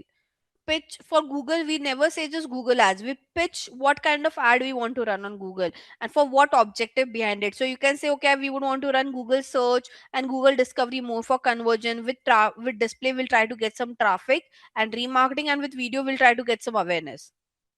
Okay, you can't bifurcate that on Meta, because see, on Meta, like here, if you would see, when you choose one objective, it gives you so many options, so you have to choose. You can't show, you like, as I said, there's no, if you are doing PMax, then you just need one campaign. But let's say you have just chosen, I want to show ad on video, then the steps are completely different than what you have for search. So on Google, the campaign creation is much more lengthier compared to Meta. Meta is very straightforward, like it's very simple because they don't have so much kind of different options altogether. Okay, so for channel, you'll have to mention in this way. I've already everything spoken. And now again, you can say main platform. You can just say primary platform, secondary platform. If you are like, you can present in this way as well, that these are the primary platform where we would want to do our promotion. And then if we want to do some testing out, so like we always mention that these are my primary platform, and for to test out, for test out purpose, or like your secondary platform, you can pitch other paid platforms as well. As I said, if the brand, if that agency can try out LinkedIn as well, they can try out Quora as well, because on Quora there are many people who go and search. So you can use, when I say Quora, I mean Q&A kind of a platform, like your Quora and Reddit. They also have an ad section. Okay, so you can pitch that as well. But as I said, you can say it in this way, that this are primary focus platform and this are like for testing out purpose, because this platform won't perform as great as your Google and Meta. The Google and Meta, like your OG platform, every media plan, every paid campaign has Google and Meta within it. You can't, I've hardly seen any brand running, avoiding Google and Meta and focusing on other platforms, until and unless like they are like traders and all, who just sell on Amazon and they just want to focus on Amazon, and they don't have a website and all. But most of the time, like 90, I don't know, 95% of the time, the major focus is with Google and Meta. Okay, so let's go back to activity. We have discussed enough over here. By the way, you have this tool called as Unbounce as well. Okay, again, it has a free version, but ideally at the end of the day, I mean, it's only a trial thing. Can you see, 13 days left on the trial? So ideally, this trial, after 13 days, you'll have to buy a version of it. But let's say you just want to create a free landing page for like a very, for a duration only, then you can create a free WordPress website as well. The only problem would be, it will look like the reason you're getting a free website from WordPress. Now again, these things you get from Shopify and all as well, Wix and all as well, but there you have a trial period. Again, after the trial period expire, you might have to pay them. So the good thing about WordPress is you don't have to pay. Okay, like you can keep this like for a very, for lifetime as well, ideally. And you can create, at least you guys can create a how should I say, a static, by the way, I'll show you one website. I mean, it's still work in progress, just like my family business website. It's created on WordPress. So I mean, for B2B, for a service kind of thing, this landing page works like Gayatri, what should I say, WordPress works a lot. Like if you want to create, like, this is created on WordPress, no coding, nothing of that sort required. So if you want to create a simple website, like which is only for inquiry purpose, a simple B2B kind of a page, service page, WordPress works really well. Yes, if you are creating an e-commerce brand, then you have to work on platform like Wix, Shopify and all. But this is all created on WordPress. And even if you're a non-technical person, you can still use WordPress. I mean, my job is not to teach you WordPress, but I'm just showing you how WordPress looks like. So you can create as many pages, but it's just that for this, when I say this is not free, because I had to buy the domain and hosting. Okay, make sense? So this one is free because extension says wordpress.com. For this one, I had to pay for the domain and the hosting. Domain is nothing but this, I had to pay for this name. Hosting is where this data has been stored. So when we create a website, all these pictures, all this content, it gets stored, right? So it gets stored in the hosting space. So you have to, when you create like a proper professional website, even like on for WordPress, you'll have to buy a domain and hosting. Now again, to buy that, you have many platform like GoDaddy, Hostinger, Namecheap, so and so. Am I clear? So this one, for this, the domain, like the platform is free, but yes, the domain hosting, we have to pay for that. Clear? But like you can create like a decent website like this. You don't have to like pay a lot as well. It's just that every year, or I mean, don't know if I'm not sure for how much time you buy the domain and hosting, but you'll have to keep on renewing it. This one is completely free. So this is what, and but in free there are a lot of restriction. You can't do, you can, like, so the problem with the free website is, I'll tell you, um on free website, so WordPress has this feature called as plugin. Okay, now what is the role of this plugin? It's like you buy a phone, but it's telling, like, imagine you have bought a phone but it doesn't allow you to install any apps. Okay, that's the same way the free WordPress website works. Okay, so those plugins are your apps that can help you to create a very good website. Okay, otherwise if you don't have plugins, you will create a website like this, which would also work for a portfolio page. So if you want to create your portfolio page and all, like where you want to show your work and all, this is like one of my student has done this, by the way. So she didn't wanted to spend money, but she wanted to show her work. She thought, let me do it in a different way, so she created like a free WordPress website. So for portfolio and this would work. But as I mentioned, you can't create like a very unique designs and all of that. For that you need a plugin on WordPress, and to have that plugin you have to create like a proper WordPress website. Then you'll have to buy a domain and hosting. So imagine this is a website that has been created without taking help of any app. The one that I've shown you, the business one, that was with the help of a lot of plugins.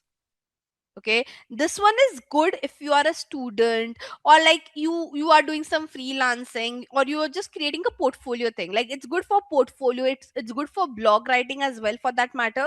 But at one point of time, if your blog is getting a lot of traffic, you will have to buy like a proper domain. But you can do some practice over here, is what I'm saying.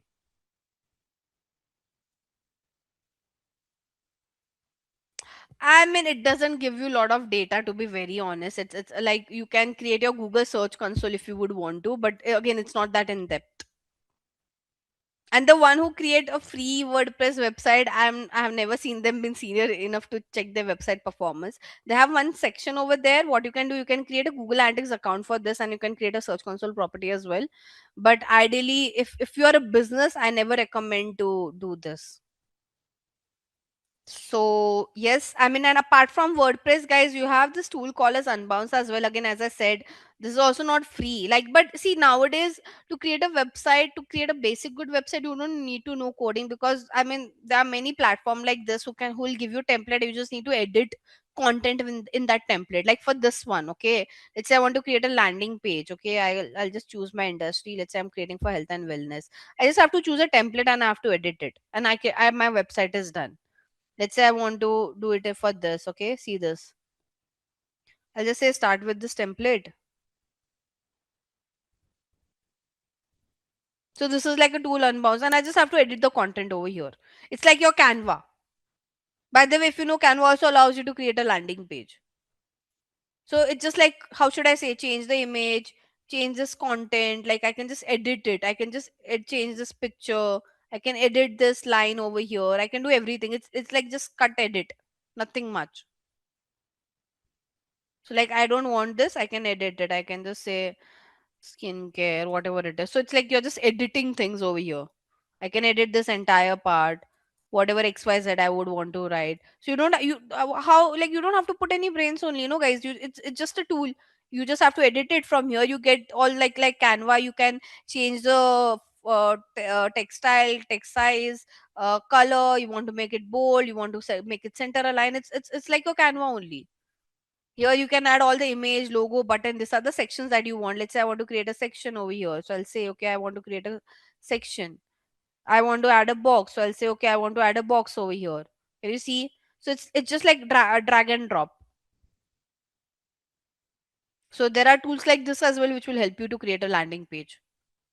But as I said, it depends on the business need. You can't see, first you have to listen what is their need, why they want to create the website.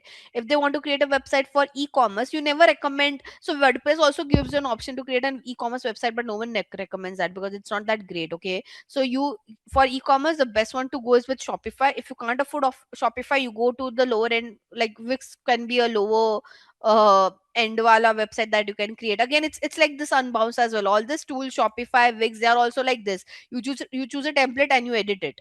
There's no coding required. Okay, now if you want to create a basic service page like for B2B, or like I don't know, any kind of service page and all, like you are opening a digital marketing agency, you want to start your training and you want a page, then create it on WordPress. You don't need Shopify and Wix for that then. And if you just want to create a portfolio just to show your work and all, then you can use a free WordPress thing as well. Now again, you don't want to look cheaper in front of in front of your client, then obviously buy a proper domain and hosting is what I would say. Clear?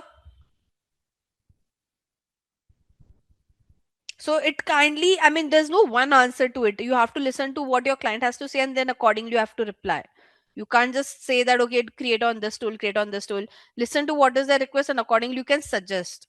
Obviously, you should have a knowledge to suggest as well. But I think I've given you an overview on what basis people choose what kind of platforms to create their website. Now, let's say there are brands who want to create like more better shopping websites. So they, from Shopify, they move to Magento. There's something, the platform called as Magento as well. Now let's say you are brand like Amazon, Myntra and all, who have a lot of inventory, who have a lot of changes coming up, they make a proper coded website. So for all those bigger brands, like proper shopping bigger brands, aggregators and all, they don't use Shopify, Wix and all. They rely on proper coding, because with coding you can do a lot of customization, which is not possible on all this platform like Shopify, Wix and all. So let's discuss your conversion rate optimization. Bob strategized a paid campaign, chose the ad medium, and budgeted it for agency. His manager had asked him if the paid campaign that he is running is effective.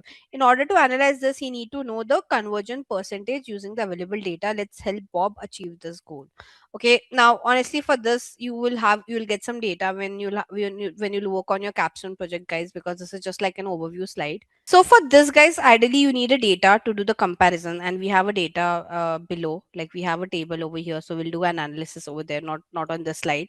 But when I say conversion rate optimization, what does this term mean? Conversion rate optimization is, guys, like let's say whichever your campaigns are not performing well. Okay, you see on whenever we run paid campaign, guys. Okay, let's just understand over here conversion rate optimization.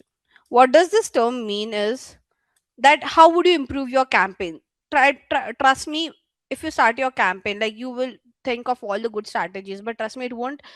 There are like half of the time it won't perform the way you have thought. Okay, so in conversion rate optimization, we give suggestions to the client that what are the changes we will make to our campaign so that our conversion rate improves. And this is what we mean by conversion rate optimization. The word optimization means that what are the changes that we'll make to our campaign to make it perform. Okay, if it's underperforming, to improve the performance, what are the changes that we would do?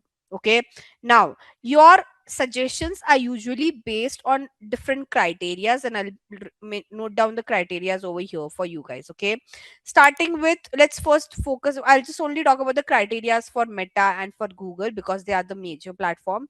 So on Meta ads, what are the suggestions, like what are the ways you can give your suggestion to improve your conversion rate? Okay,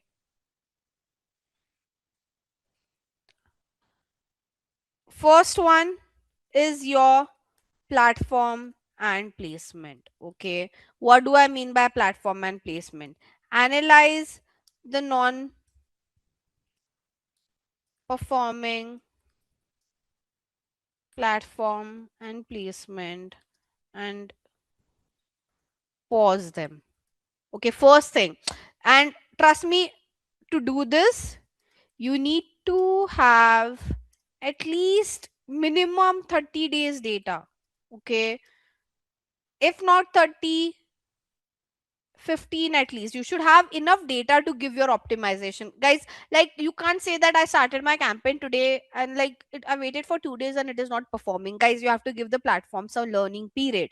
Okay, so you have to at least give learning period of 30, 15 to 30 days to get that analysis. Okay, you can't just wait for 2 days and you tell me, ma'am, Instagram is not performing and Facebook is performing. No, I need enough data to come across this conclusion. Okay, so whenever you give any suggestion with respect to improving your conversion rate or giving any suggestion for the optimization, always wait for to get enough data.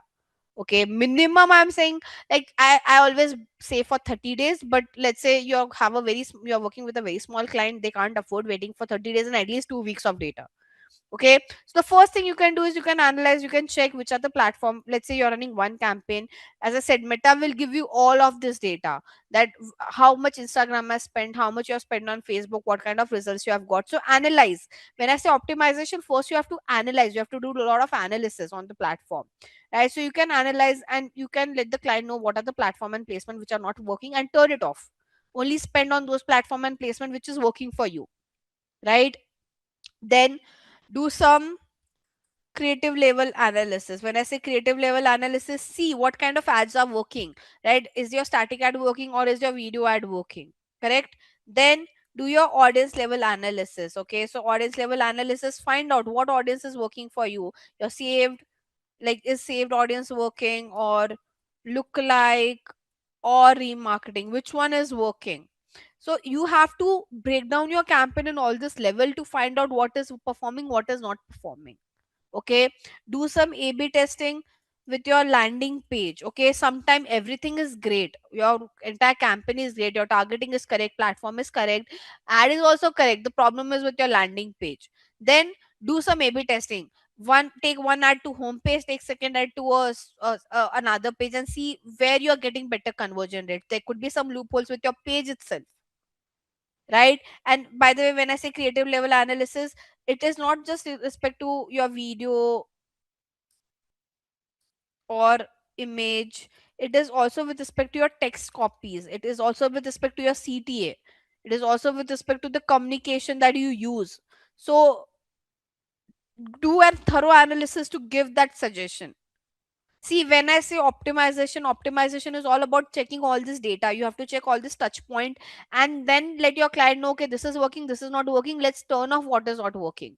So automatically, if you turn off what is not working, your conversion rate would increase, because now your hundreds per, like, earlier it was like you're spending only 30% on what's performing. Now you'll be spending 100% on what's performing. So if you're spending 100% of your money on what's performing, ideally your conversion rate would improve. Make sense?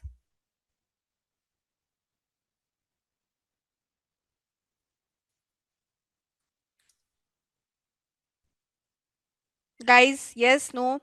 This is what you can majorly do on Meta. Now on Google, the strategies are very different, but yeah, I can give you again. Let's start with Google search. For Google search, the first thing is your keywords, guys. Like, it's how should I say? Everything is dependent on your keywords. Okay, so you have to give a list to your client of performing and non-performing keywords. We all see, guys, on what basis you are judging this is performing, this is not performing, based on, you know, what metrics decides the performance is your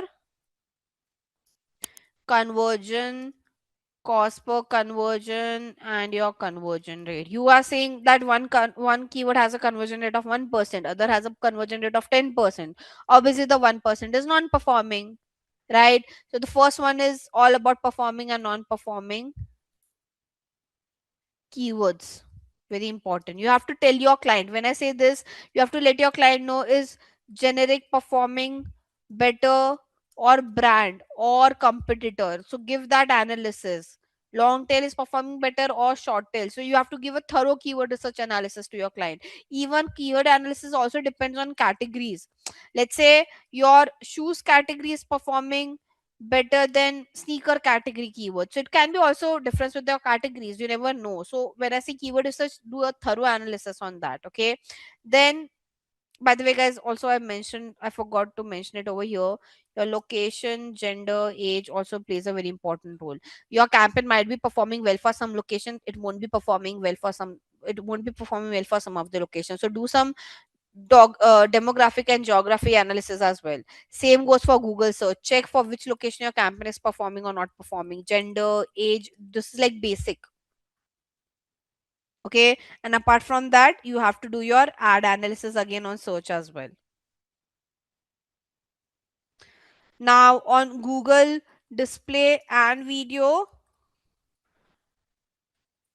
you have targetings. Okay, so and Google display video have a lot of targeting types. I'll just give you a glance. So you can target basically based on, so here the campaign will show you how your ads are performing on some specific websites and apps, right? So you can just see how your targetings are performing, same how your ads are performing, and how your other demographic like location, gender, and age has been performing.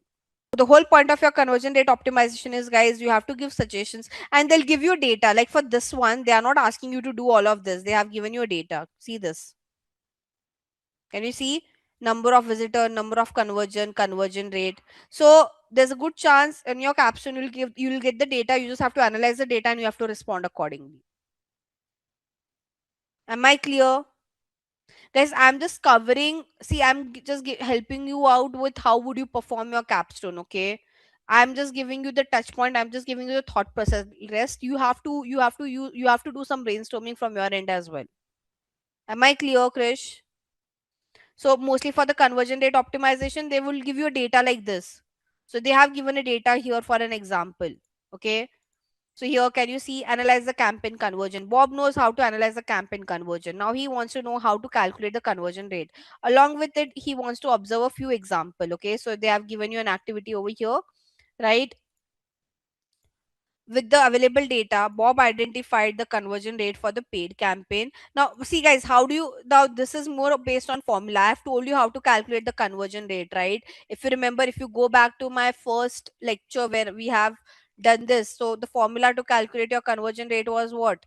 You had to take your conversion divided by your clicks or impression, depends on what is given in your data, and you have to do it into 100. Let's say the data that has been presented to you have clicks instead of impression, then divided by clicks. If it has impression and not clicks, then divided by impression. But first you have to take your conversion, then you divide either with clicks or impression based on what data has been presented, and you have to do it into 100 because conversion rate is always in percentage.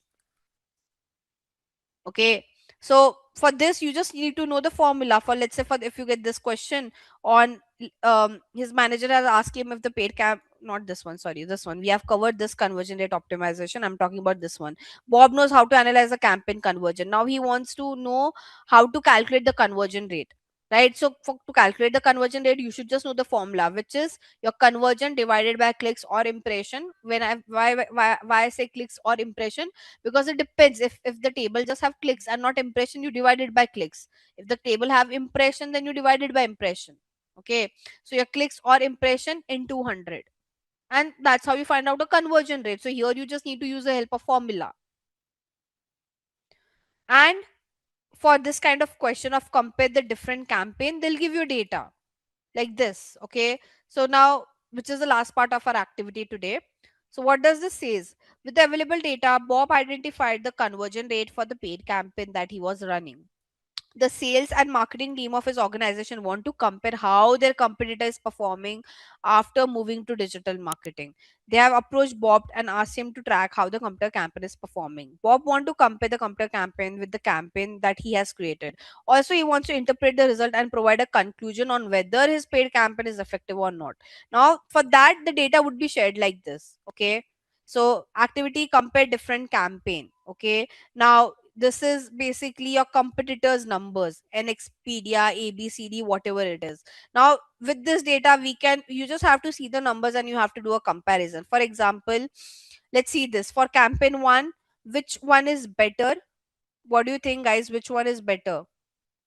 So when they had this were the amount of conversions they have got, this are the amount of number of visitors that they have got. Okay, ideally, if you see an Expedia and ABC, the ABC has performed better than an Expedia for the campaign 1 because it has higher amount of number of visitor, it also has higher number of conversions, right? Because the conversion rate is same, I'm doing comparison based on number of visitors and number of conversion. Okay, for the second campaign, if you would see, let's see. So now here, more than, see, as I said, our focus is on conversion rate here because the conversion rate was same. I said that, ABC is better. But now here, because we can clearly see the conversion rate of an Expedia is better in campaign 2, an Expedia is a better performing one, right?